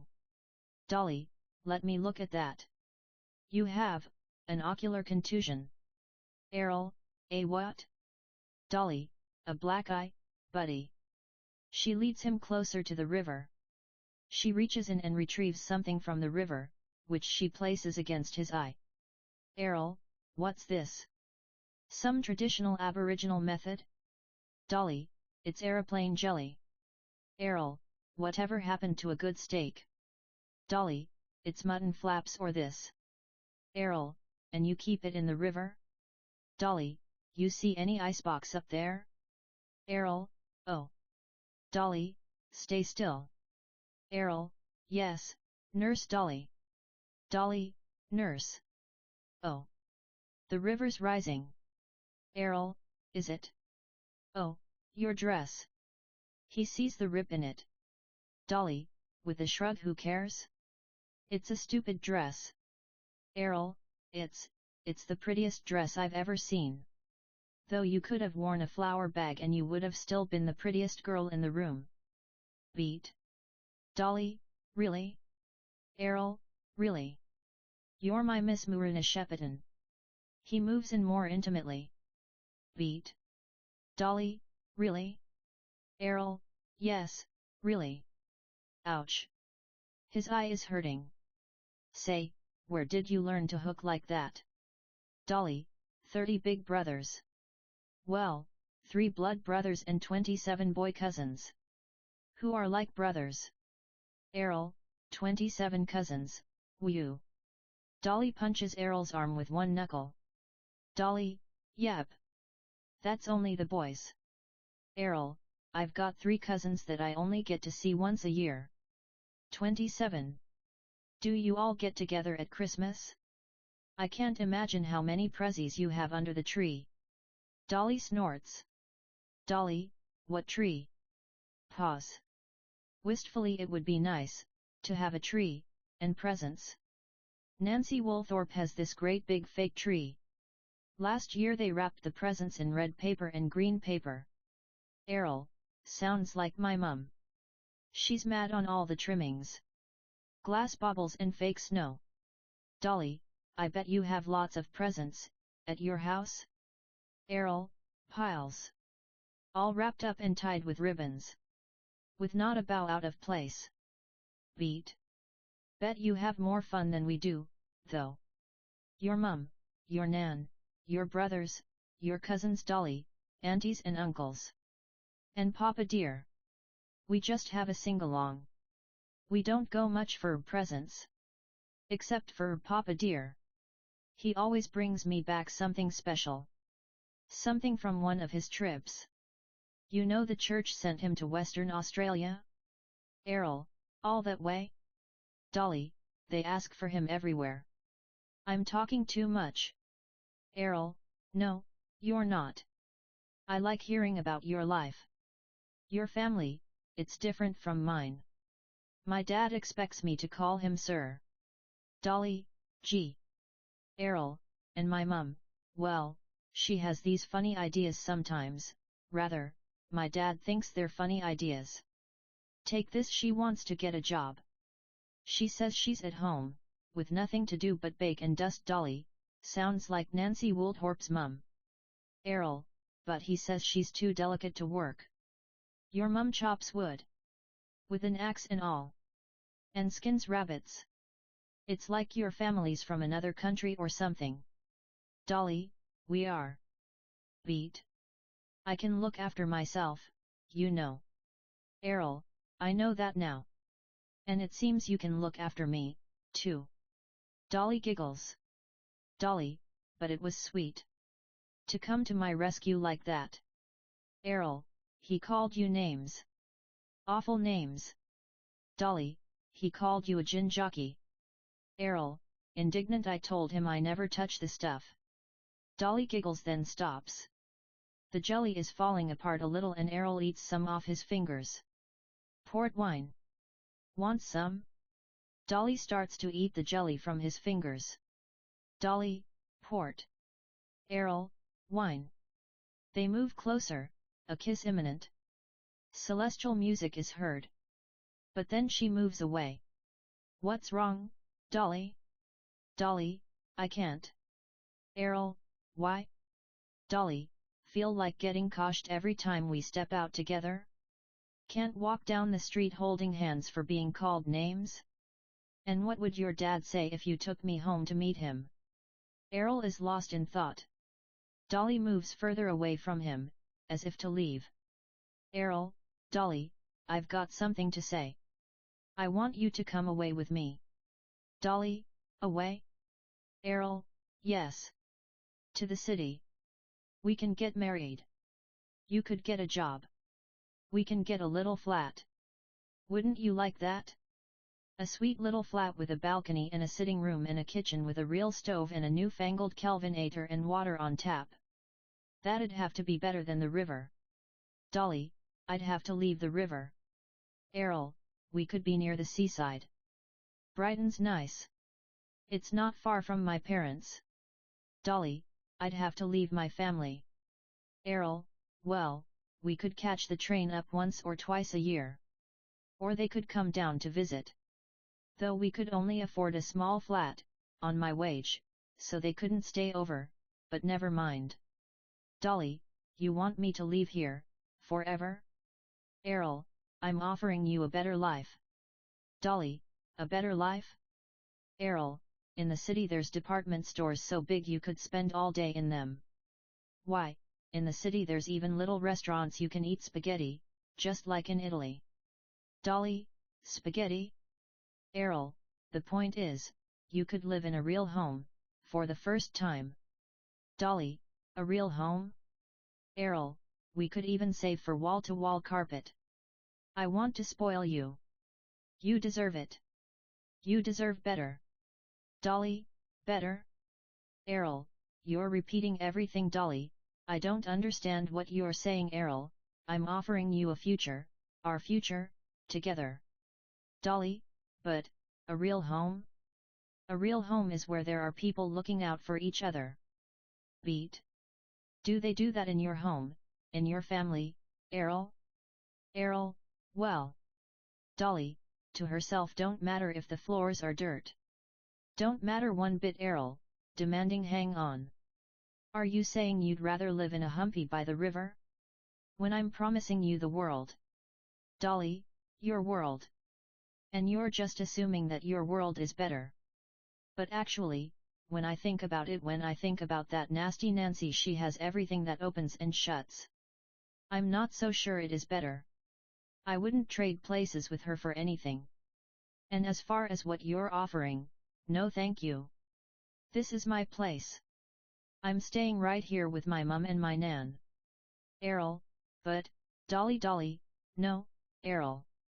Our life isn't perfect, but like Nan says, it's ours. And you don't respect that. I'm sorry, she goes to leave, but he grabs her arm. She shakes him free. Let go of me. Errol, I won't. Dolly, you have no right, Errol, please. Dolly. I promised I'd walk you home. At least let me do that. Dolly, no. And don't follow me, this time. Beat. I can look after myself, remember? Thunder, lightning. And she's gone into the shadows, leaving him, bewildered and alone. Utterly crushed, he exits in the opposite direction. From the direction in which she's gone, we hear a sinister voice.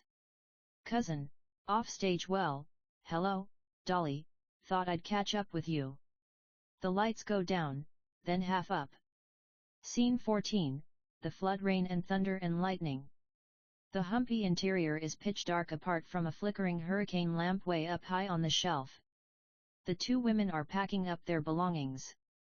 Nan dear, grab the flour, Glad, and the tea.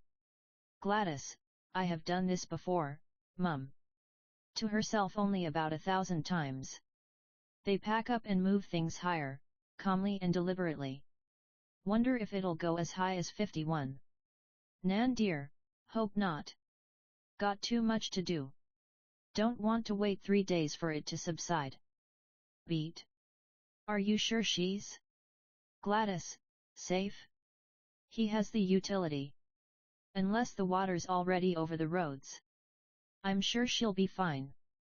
She's sensible. Nan dear, she's with a boy. That'll make her silly, not sensible. Gladys, cranky, you want to have a go at me for letting her go with him, then come right out and say it. Don't take it out on the girl. Nan is put out. Gladys now focuses on the encyclopedias. Nan dear, I'm worried, that's all. Gladys, then just say you're worried, rather than all that other nonsense. Nan dear, I'm worried. Gladys, softer Mum, don't worry. I'm sure she'll be, as right as rain. Nan tries to convince herself that she's being a worrywart. Nan dear, yes. Right as rain. But when there's a heavy knock at the door, Nan reacts. A Yumi, policeman, enters. Is it my granddaughter? Is she okay? Yumi, granddaughter? No, ma'am. I'm here to help you up to the tip site. Gladys, she was in Shep Yumi, there's no getting through tonight. They'll evacuate her to the church. If you could grab just the essentials. Nan struggles to lift her Singer's sewing machine. Ma'am? Is this essential? Nan dear, it's a Singer. She plunks it in the pram. Gladys, could you give us a hand with the encyclopedia set, lad?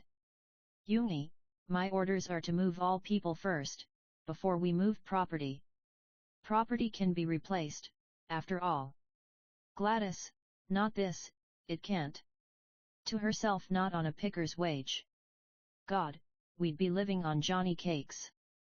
Pleading look, it's real important. For my daughter, see. Not for me, but for my daughter. Please. Yumi, ratio. Now if you would just Gladys, you'll make sure they're high and dry? Yumi, yes. Let's get on with it. Gladys hoists the bag of food over her shoulder and rushes up to help Nan with the pram. The Yumi shepherds them out of the humpy. A noise outside makes Gladys alert. Gladys, it's a banshee wailing. Suddenly, a flash of lightning illuminates the statue-like figure of Dolly. The sight of her makes Gladys freeze, as if she's seen a ghost. But Nan runs towards her. The second verse of K Sira can be heard, then I grew up and fell in love. Dolly pushes Nan aside and resolutely steps towards the humpy. But when she reaches the door, the Yoongi puts his hand up. Yoongi, you can't go in there. We're evacuating. Dolly is looking down, shamefully, but still she defies him and goes to push past. He is astounded that someone would defy him and reaches to grab her arm. She half screams. Dolly, Lo, don't touch me. She steps inside the humpy. Gladys, panicking, there's another family. Down here. With 6 children. She points. Help them. The Yoongi shrugs and starts to move off. Nan follows Gladys back into the humpy. The Yoongi, looking around for somewhere to put the crate containing the encyclopedias, places them on the ground. He vanishes into the dark. The song continues, I asked my sweetheart, what lies ahead? Inside the humpy, Gladys and Nan whisper in private. Gladys then approaches Dolly. Dolly, what is it? Dolly, please? Dolly ignores them. Gladys stands there helpless. Oh, my God! What has happened to you? She wails like a banshee. Rain, thunder, darkness. Time passes. The waters rise. End of Act 1. Act 2. Scene 1. After the flood, dawn finds Gladys outside the humpy. The water has drained away, but the devastation has been wrought. Everything is saturated and muddy. Gladys is agitated. Nan leads Dolly out onto a kerosene seat that catches a ray of sunshine. She's still in the same dress, badly ripped and mudded. She's shell-shocked. Nan hands her a cup of billy tea. Nan dear, that was a bit of a struggle. Gladys looks anxious. To find dry wood. Gladys, and clean water. They are trying to be light, but their hearts are heavy. Nan dear, at least the tea was dry, Dolly? But she doesn't answer. Gladys has discovered the box of encyclopedias and she's distracted, so she hasn't listened to the others. Nan hands Gladys a cup of tea. Gladys, least the tea was dry, Nan notices the encyclopedias. Nan dear, oh, Gladys. Dolly doesn't even register. Every one, Gladys? Every single one, ruined? Gladys, never mind. Nan dear, never mind. They were your dream, Gladys, fiercely. No. No. They're only possessions. And what do they matter? People is what matters. They both look at Dolly. Beat. Nan dear, I've been thinking. Gladys. If you still want to move to Rumbalara, it'd be better for the girl. Gladys, by rote she's not a girl. They both know it. Whispering to Nan, should we send word to Papa dear? Nan dear, whispering back, I think, best not. It's women's business. They look at each other in despair, barely able to hold it together. Just then Errol appears with a determined look on his face. Errol, Dolly, I'm sorry. I've come to beg your forgiveness. Nan dear, you've got a cheek. Showing your face. Gladys, you're responsible? You did this? Errol, what? He looks at her disheveled state. Oh, my Dolly, happened? Nan dear, you get the hell. Gladys, angrily, please leave. Now. Errol, but, Nan dear, Gladys. Nan dear, don't you ever dare call me that. Errol, I would never. Gladys, are you leaving? Or do I have to? What? Gladys reaches for the axe. Errol stops and backs off. Errol, devastated, I thought you knew me. Gladys, I thought I did too. The two women move to stand by Dolly's side, in unity. Devastated, Errol turns and leaves. They watch him depart, still angry. Nan dear, if he ever shows his face, Dolly, it wasn't him. Dolly goes inside the humpy. The two women look at each other in shock. The lights down, then up to the sound of bulldozers. Scene 2, the move to Rumbalara radio, voiceover from Riverbank Humpy to White House is quite a step. It will shortly become reality for the Aboriginal residents of the tin and canvas shanties. The ready-made concrete sections are rapidly being fitted into place. The neat, new, prefabricated house is the first nearly completed unit in a new group of 10. This is the most vigorous attempt yet to solve Aboriginal housing. Nan and Gladys hold their humble possessions as the sound of the bulldozers is heard. Their humpy disappears. Gladys, it'll be wonderful, you'll see. Dolly'll love it. Just love it. The sound of construction. Nan starts to cough, and coughs whenever she is in the house from now on. The lights go down, then come up on the new housing. It's concrete, small, white, and featureless. It's anything but lovable. Nan dear, not quite the New Deal. Gladys, no. Nan dear, grimly I'll make curtains. Gladys, yes, Mum. Thank you. The lights go down. Scene 3, the broadcast. The lights come up on Dolly, who is peeling big dirty potatoes. Radio, voiceover. It's Australia's Amateur Hour, where we showcase Australia's most talented performers. Here's one of them now. We hear a man playing a gum leaf. Gladys enters and looks around conspiratorially. Gladys, Nan's out? This came for you. She holds a letter. No response from Dolly. Aren't you going to read it? It's from the bank. Dolly, if you know so much, you read it. Gladys, it's an opportunity. Dolly, it's an interview for a job I'm not going to get. And that you want, not me. To herself, why doesn't anyone ask what I want? She flicks the station in frustration. Radio, voiceover, the historic broadcast of the Rodney Shire Council meeting. On the agenda is Aboriginal housing. Gladys is momentarily distracted by the radio. Gladys, housing? To Dolly, frustrated. So you're just going to give up? Dolly, yes. Gladys, Dolly, please Dolly, bitter look at you, Mum. You go on about the things I should be doing. Why don't you fix your own house? If you know what I mean. Gladys looks at her, and something snaps. Gladys, well. I'll show you. Nan enters, drawn by the raised voices. Nan dear, what's going on? Gladys picks up her hat and handbag. Where you going now?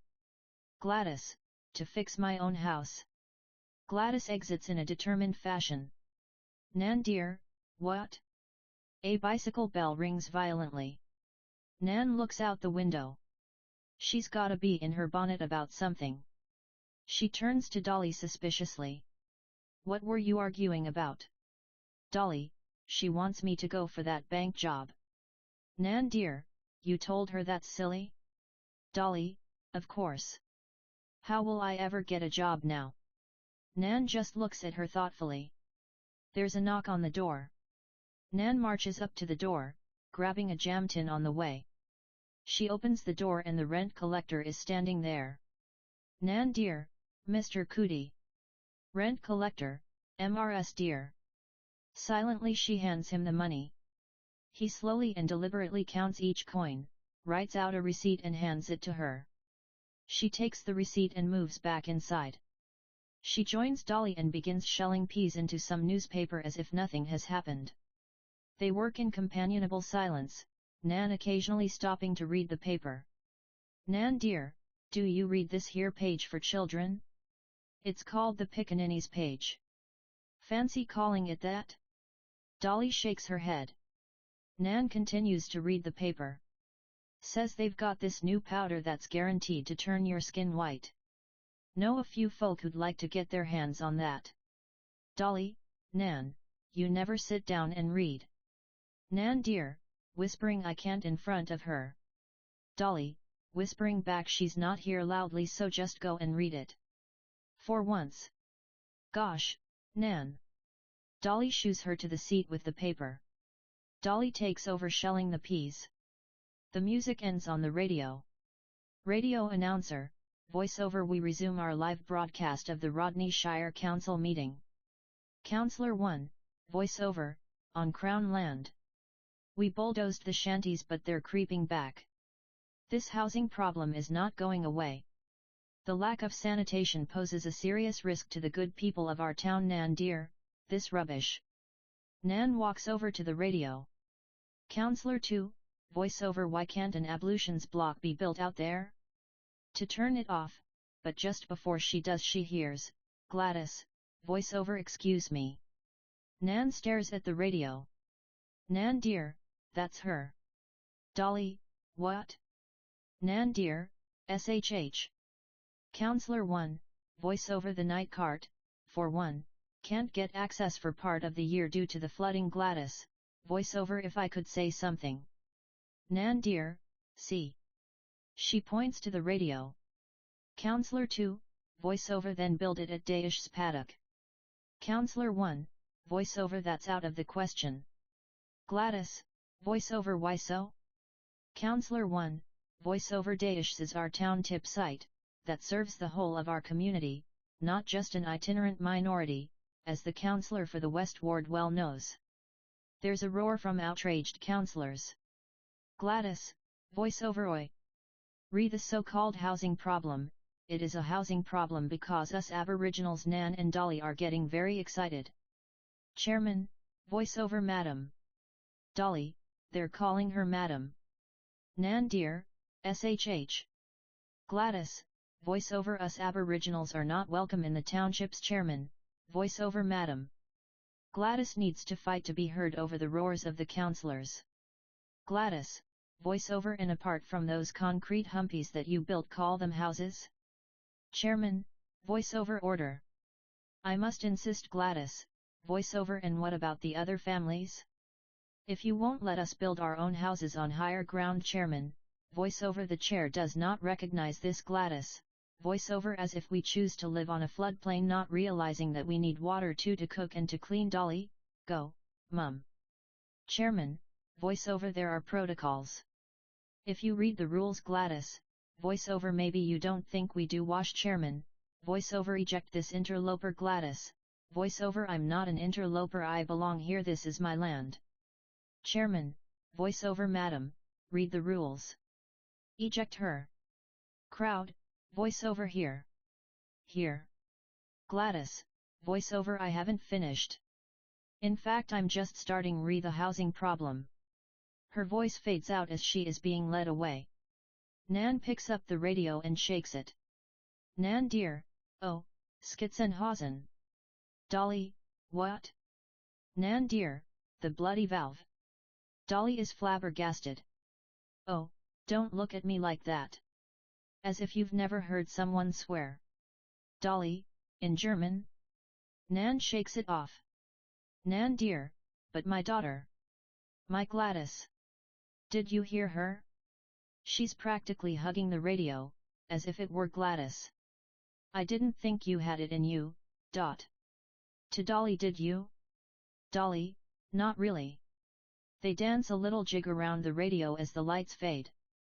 Scene 4, the contract. Errol hurries up the track and is relieved to see Gladys in a similar scene to the first time he saw her, chopping wood, but this time outside the new Rumballara housing. Errol approaches her very tentatively. Errol, MRS Banks? Gladys turns around. Gladys, Errol? Errol, can I? He means approach.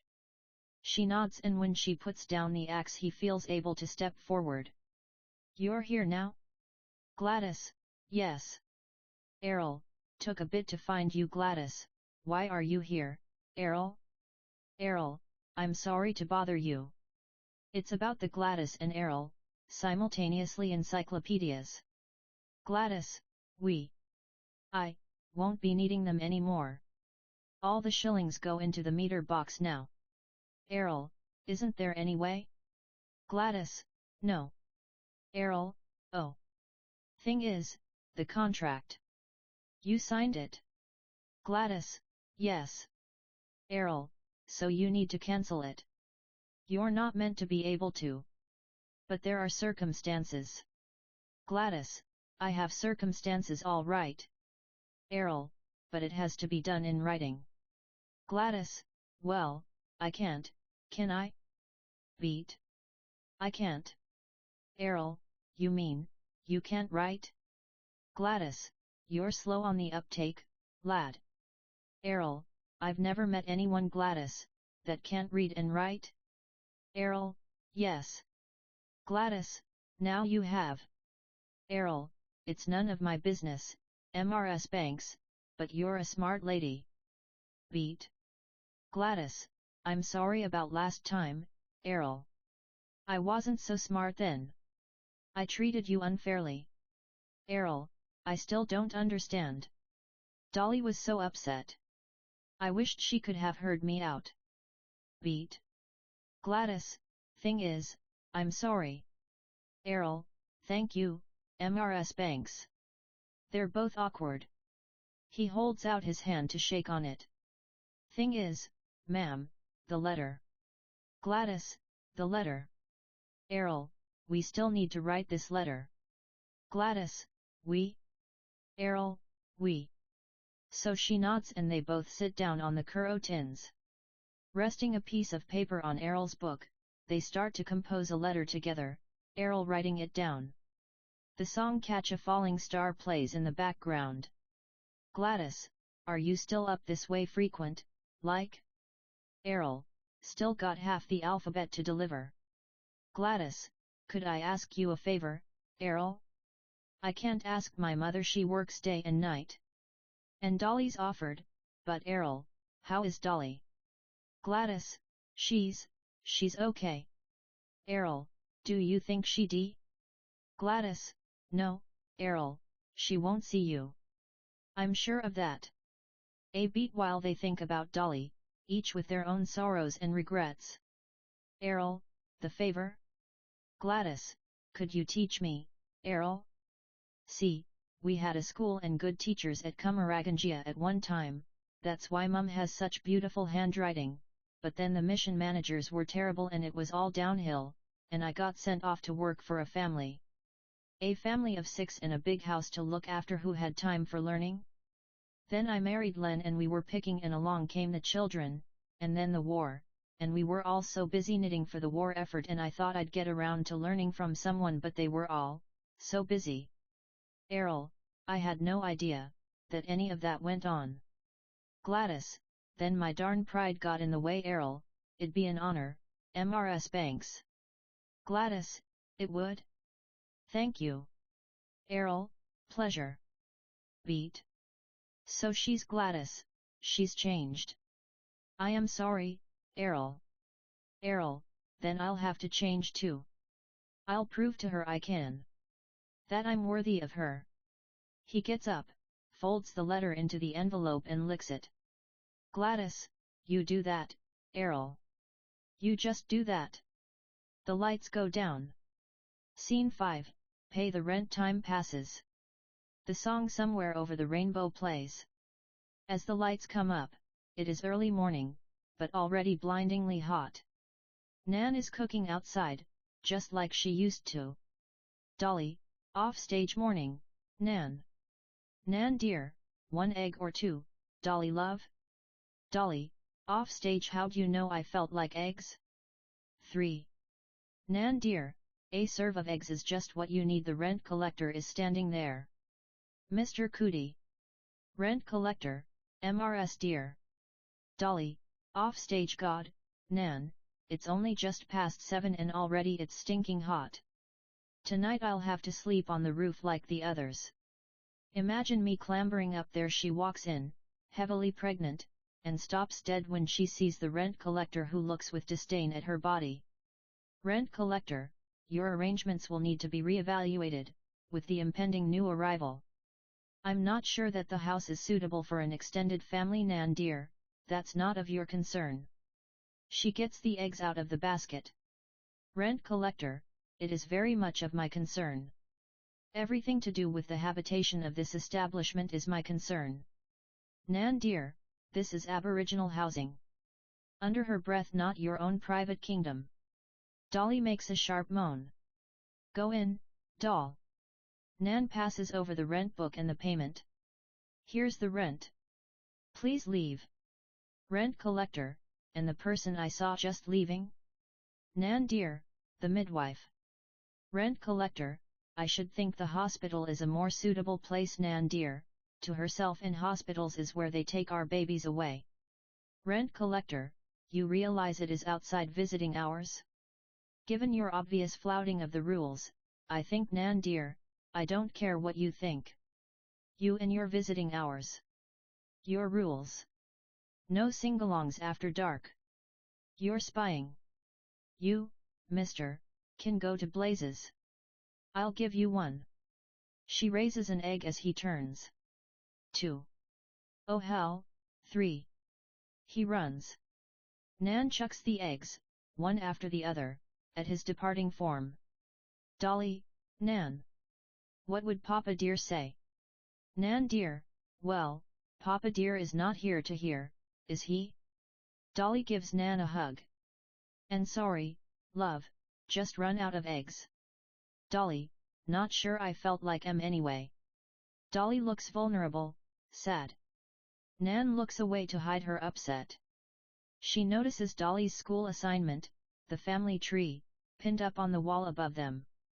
Dolly follows Nan's glance. I never did get to finish that. Now there'll be a new name to add to it. I was thinking Reg, or if it's a girl, Regina. What do you think? Nan dear, after Papa dear? He'll be thrilled. Dolly, Nan, there's something I need to tell you, about that night. Nan dear, hush. Beat. Dolly, but I'm worried that I won't love it. Because of Nan dear, no matter how they come into the world, you still love em the same. Dolly, even if. Nan dear, even if. Dolly, Nan. About that night, at the cork trees. Nan dear, you don't need to say a thing. I was your age once, too. And I even became a mother too, when I was your age. Now that you're a woman, I can tell you. Dolly smiles. She's finally a woman in Nan's eyes. But her smile is tinged with sadness. There was this lad, my father had given him some work. Splitting posts work was scarce. So on this particular day, it was the day the Great War had been declared, and he was full of fightin' spirit and the other kind, that comes in a flagon. This lad, I knew him, and I liked him, and I thought. At 17 you have these silly dreams, even if he was a white fella. Dolly, what? A white fella? Nan dear, yes. Beat. What I'm trying to say is, that I married Papa dear after I was pregnant with Gladys. Dolly, not comprehending. That's all right, Nan, you were just married in the bush way. Even if Papa dear was a preacher. Nan dear, no, Dolly, see, I was walking home, taking a shortcut, and the lad, he took advantage of me. Dolly, what are you saying, Nan? Oh, Nan. Oh, Nan, not you. Nan, yes. Dolly, not you, too, Nan. Nan nods and they hold each other. Nan dear, and that's why I didn't want you to have anything to do with Dolly, a white boy? Nan dear, yes. Dolly, but it wasn't a white boy. Nan dear, I realize that, now. Dolly, and Errol would never do anything like that. Nan dear, you were so angry with him. Dolly, he wanted to take me away. He didn't understand that I could never leave you. He thought he was some kind of knight in shining armor. And he wasn't. Beat. Nan dear, sometimes, you have to move on. Leave things behind. Even things you love. Beat. Dolly, softly, he said he wanted to marry me. Nan dear, you can't marry him. Dolly, I hardly think he'd marry me now. Nan dear, because the lad, on the day war was declared, his name was Dolly. What does that matter now? That was then. Nan dear, his name was Clem Fisher. Dolly, Fisher? Nan dear, yes. Dolly, and Errol's a fisher. Nan dear, yes. Dolly, and they could be related? Ah. I see. Now it's Nan's turn to be anxious. Nan dear, I know you like that boy Dolly. Oh, no, Nan. I mean, yes. But, no. Dolly shakes her head. She knows it's impossible. Nan dear, more than like him? Maybe you even love him? Do you? Dolly, Nan, I'll respect you. I will. I promise. Nan dear, I'm sorry. Dolly, finito. That's it then. Que sera, sera. Beat. Please don't tell Mum about the cork trees. Nan dear, she has her suspicions. Dolly, please. Nan nods. Nan dear. And you won't? Dolly, tell Mum? About Papa dear? No. Nan dear, us dears and our secrets, eh? Dolly, yes. Beat. Where is Mum? Nan dear, extra shift. Dolly, what's she saving for this time? Nan dear, a lemon layette from Travax. Dolly, but she could knit one. Nan dear, you know Gladys, nothing like a bought one. They laugh. Dolly strokes her tummy. Dolly, perhaps you're right, Nan.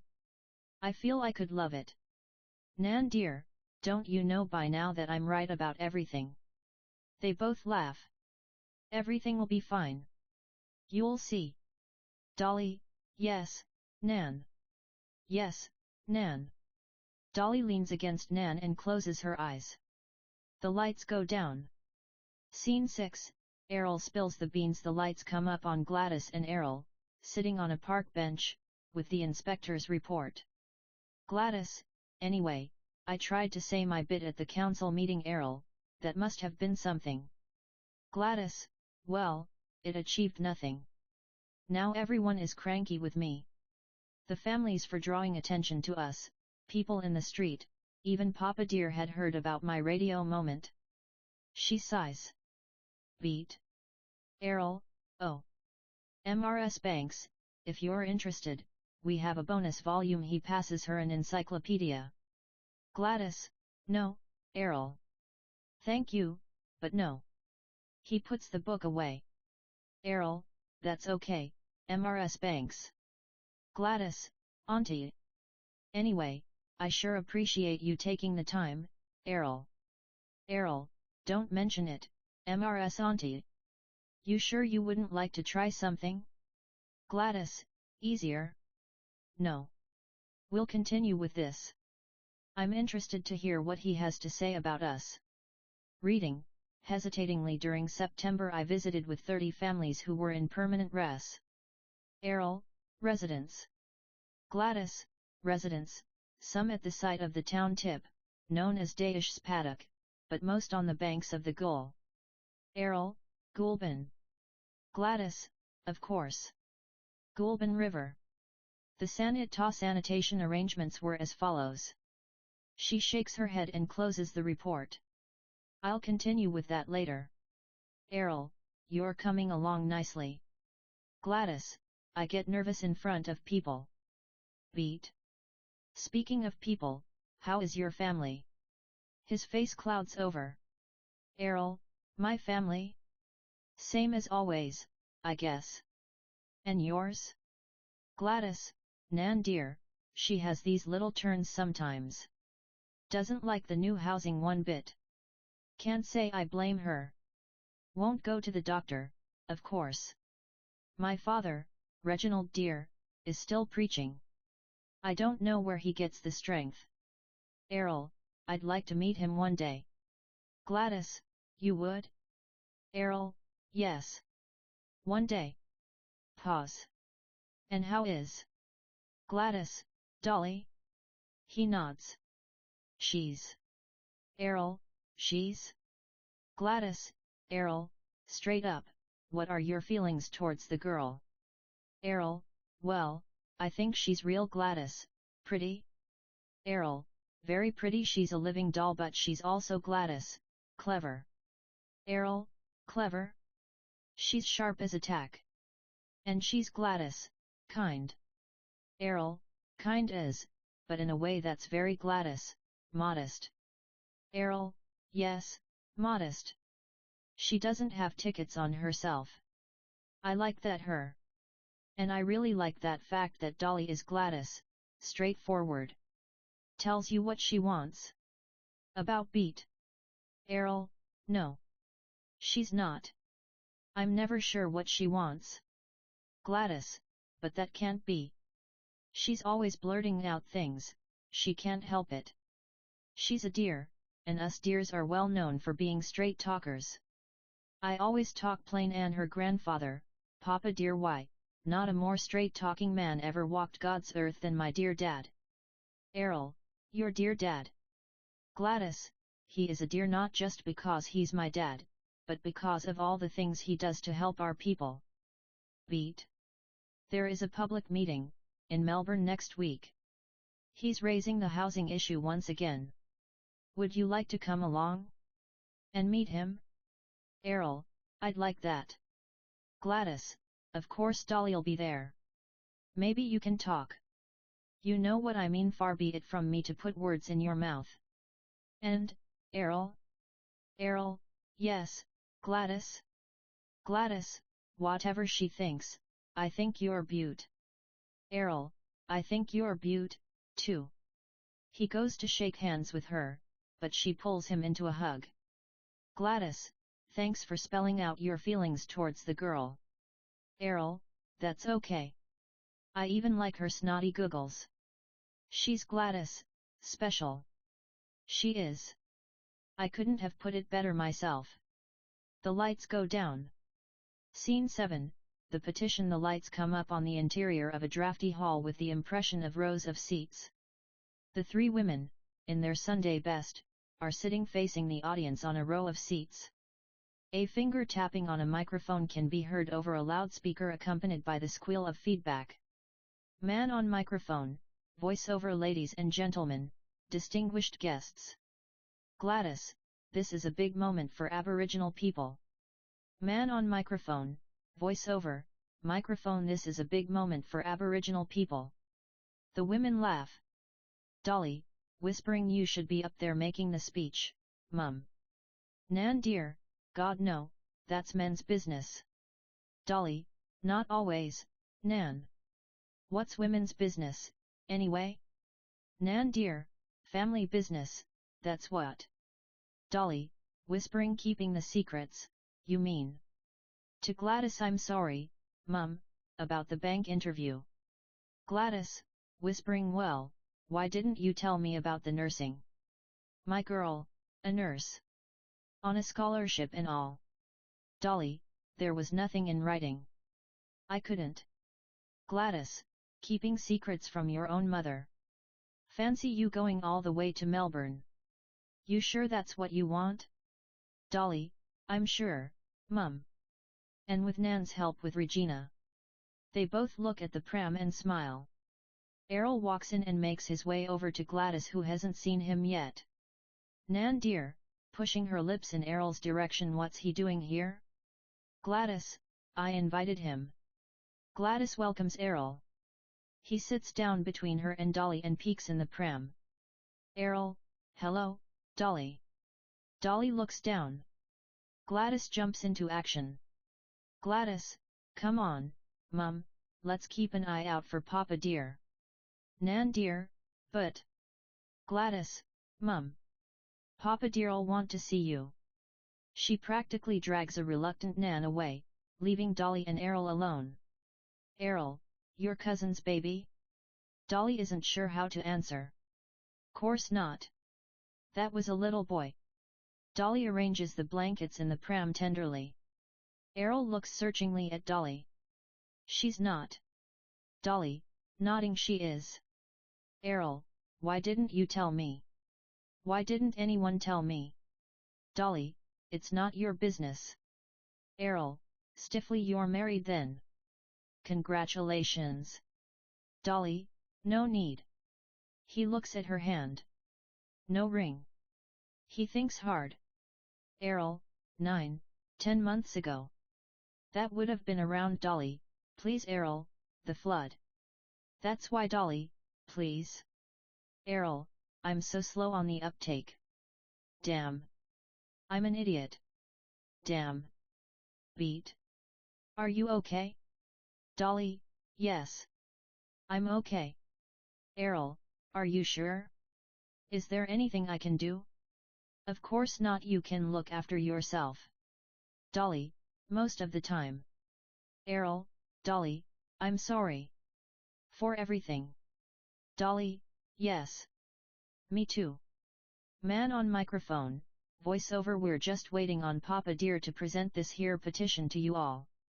Voice from the crowd, offstage, been waiting years. Laughter from offstage. Errol, I had hoped we could talk about the future. Dolly, the future's different now. Errol, yes, it is. I've changed, Dolly. I realize I was wrong. For example, I will come up here, if you want. Because, where you belong, and your family, is important. To you, and to me. Dolly, I'm going to Melbourne. To nurse. Errol, you are? That's great. Good on you. Nurse Dolly. Beat. Dolly. Dolly, yes? Errol, do you know what's in my heart? Dolly, yes. He searches her face, but she is looking in the direction of Nan, who is returning in a purposeful manner, Gladys making up the rear. I'm sorry, as much as I just can't. I can't explain, but I can't do this. She means her and him. Errol, are you sure? Really sure? She nods. Then I'll respect your decision. But the longing between them is palpable. He turns away from them. And I wish you all the happiness in the world. You, and your lovely little daughter. And I hope we can at least be friends. Dolly, I'd like that. Errol turns away from her, to hide his emotions. Nan, now beside Dolly, suddenly looks faint. Nan dear, oh. I think it's too much for me. She means Papa dear's occasion. She sits down with a thud. A glass of lemonade. Gladys, quick, Dolly, go. Dolly jumps up to do as she's asked. Nan dear, no, I need her. Gladys, okay, Mum. She hurries away. Nan gestures for Dolly to come closer. In the background we hear the assembly singing the Old Rugged Cross very faintly. Dolly looks at Nan expectantly, but Nan is unusually nervous. Nan dear, I need a powder. Dolly, sternly, you're not pulling tricks on me? Nan dear, no. Realizing it's serious, Dolly goes to leave, but Nan grabs her arm. Dolly, that lad. Dolly, I told him, Nan. I told him we can never be together. Beat. I'll go get the Becks. Will you be okay here with Errol, Nan, till I get back? Nan dear, s'pose. No way I'm going to fall off my perch in his company. Dolly steps away. Errol steps up to Nan. Errol, if you want, MRS dear, I could drive you to the hospital. Nan dear, no hospitals. That's where you go to die. Errol, perhaps you'd like to go home? The company utilities outside. Nan dear, you'd do that? Drive an old woman home? To Murina? Errol, of course. Even to the river. The Murray, that's your place, isn't it? Nan dear, staring at him, brought up to respect your elders, eh?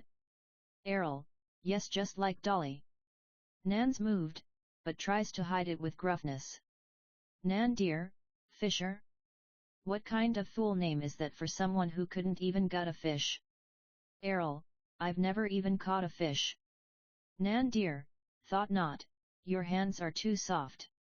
What kind of man has soft hands?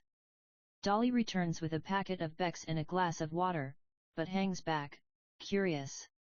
It's the first time she's seen Nan speak directly to Errol. Errol, actually, ma'am, my dad changed our surname after the war. After they emigrated here. It was originally Vischer. But we Germans weren't the most popular. People used to throw stones at our house. Nan dear, oh? They did? She almost seems happy to hear this. It dawns on her. So you're a fake Fisher? Errol, afraid so. Nan dear, not even a real one? Errol, afraid not. Nan dear, not related to any Fishers, even? Errol, no, ma'am. It dawns on Dolly and Nan simultaneously. Dolly, that means. Nan dear, dear God. Thank goodness. Nan reaches over and gives him a smacking kiss on the cheek. Dolly stands there, agape. Gladys rushes up with the glass of lemonade. She hasn't seen the kiss. Gladys, here's your lemonade, Mum. Nan dear, you know I never touch that stuff. Bad for my sugars. Give it to Dolly. Gladys is completely exasperated. She has not yet noticed Dolly's expression. Woman on microphone, voiceover. We can't wait much longer for your father. Gladys, he'll be here. Woman on microphone, voiceover. Right you are. Dolly's baby cries and Gladys turns her attention to the pram. She's speaking to Dolly, not even noticing the Dolly and Nan's sudden mood change. Errol is just bewildered. Gladys, Papa dear will be here soon. I hope that you, Regina, will be as lucky as I am. Papa dear, he's the best father a girl could ever have. Dolly, to Gladys. Mum, I've got something to tell you. Papa dear's not the squeal of a microphone. Gladys, not what? Not coming? Course he is. Dolly hesitates. Woman on microphone, voiceover. Ah, we've just had word. Papa dear's been caught up at a funeral. If Uncle Wally is here, can he present the petition? Where are you, Uncle? Gladys stares in the direction of the voice, then something snaps. Gladys, petition. Uncle Wally. What's he got to do with this? She marches up to the podium. I will present the petition. Tremulous after all, me and my father Papa dear, we came up with this here petition together. God, I'm nervous. To an audience member. Oh, hi there, Auntie. She closes her eyes and without looking at the paper she begins. As you know, William Cooper tried to present a petition to King George a few years back, but it was refused. Maybe our current monarch will listen to what we have to say. Her Majesty, Queen Elizabeth II, Queen of England and her territories. We humbly present this petition to you. To herself. Why humbly? We've been humble too long. Anyway. She continues confidently. We request. To herself. No, we don't, sorry Papa. Continuing. We demand to be heard. Crowd, off stage. Here, here. Gladys, Your Majesty, Queen Elizabeth II. We demand suitable housing for the Aboriginal people. To herself. Yes, we got Rumbalara. And I'll be the first to admit, the idea sounded good. But have you seen it? Concrete. No doors inside, so we don't need privacy, not like regular folk, is that it? We want decent houses. MRS Windsor, would you live at Rumbalara? Then why is it good enough for us? Why do we have to prove we can live like white fellas, before we get the same opportunities? And, to boot, we're watched over like a bunch of cheeky kids. We're second-class citizens in our own country. No, we're not even citizens. Heavens, and this is the 50s. We demand the right to control our own destiny. Now how exactly did Papa dear word it? She looks at the paper. She's lost her train of thought. She begins to panic. She's up in public, reading. She looks at the piece of paper wildly. Voice, off stage. Do you need your glasses? Gladys, no. There is a sustained moment of tension, then she hesitatingly reads one word, then another, then another. We demand the right to make our own decisions, and not be at the whim of government, at the mercy of protection boards, at the vagary of landlords and property owners. We demand proper schooling. To herself, and not just for us. Continuing, the white people too, they need to be educated about us, and our ways. She is reading more fluently now. Opportunities. We want jobs in town for our sons and daughters. We want them to go to universities. To herself, yes. Not just high schools but universities. And why not? They say we can't learn, but we can. We can do anything once we set our minds to it, eh? We, the undersigned, demand to be the equal of anyone. And we will fight for that right. And keep fighting. Until we are treated right. By our neighbors and employers. By the Shire, by the Crown, by Mr. Menzies. To herself, and if it's not him, then the next Prime Minister. Or the one after that. Lastly, and this isn't in the petition, but maybe it should be, I don't want my mother to be served last in the butcher's. And I want townsfolk to say, hello, lovely day. Not cross the road to avoid us like we're lepers. To her audience, we can get along with each other, can't we? Errol and Dolly look at each other, longingly. Nan, as always, notices this and smiles. Gladys has revved the crowd into a frenzy, but as she looks at them, she stops abruptly, her natural modesty reasserting itself. Goodness, I think I've said more than enough. But please, sign our petition. Come up to me afterwards. If you want me to read any part to you, I can. Thank you. Gladys ends her speech to tumultuous applause. Dolly and Errol again look at each other, very emotionally, clapping hard. Voice, off stage, yelling, that's the spirit. She's Papa Dear's daughter all right. Gladys joins her family, excitedly. They hug her. Nan dear, you done us all proud, Gladys. Your dad DB. A knowing look passes between Nan and Dolly. Real proud of ye. The baby makes a sound, as if she wants some of this attention. Errol and Dolly both automatically turn to the pram. The last verse of K Sira begins, now I have children of my own. The lights change for Nan's dream sequence.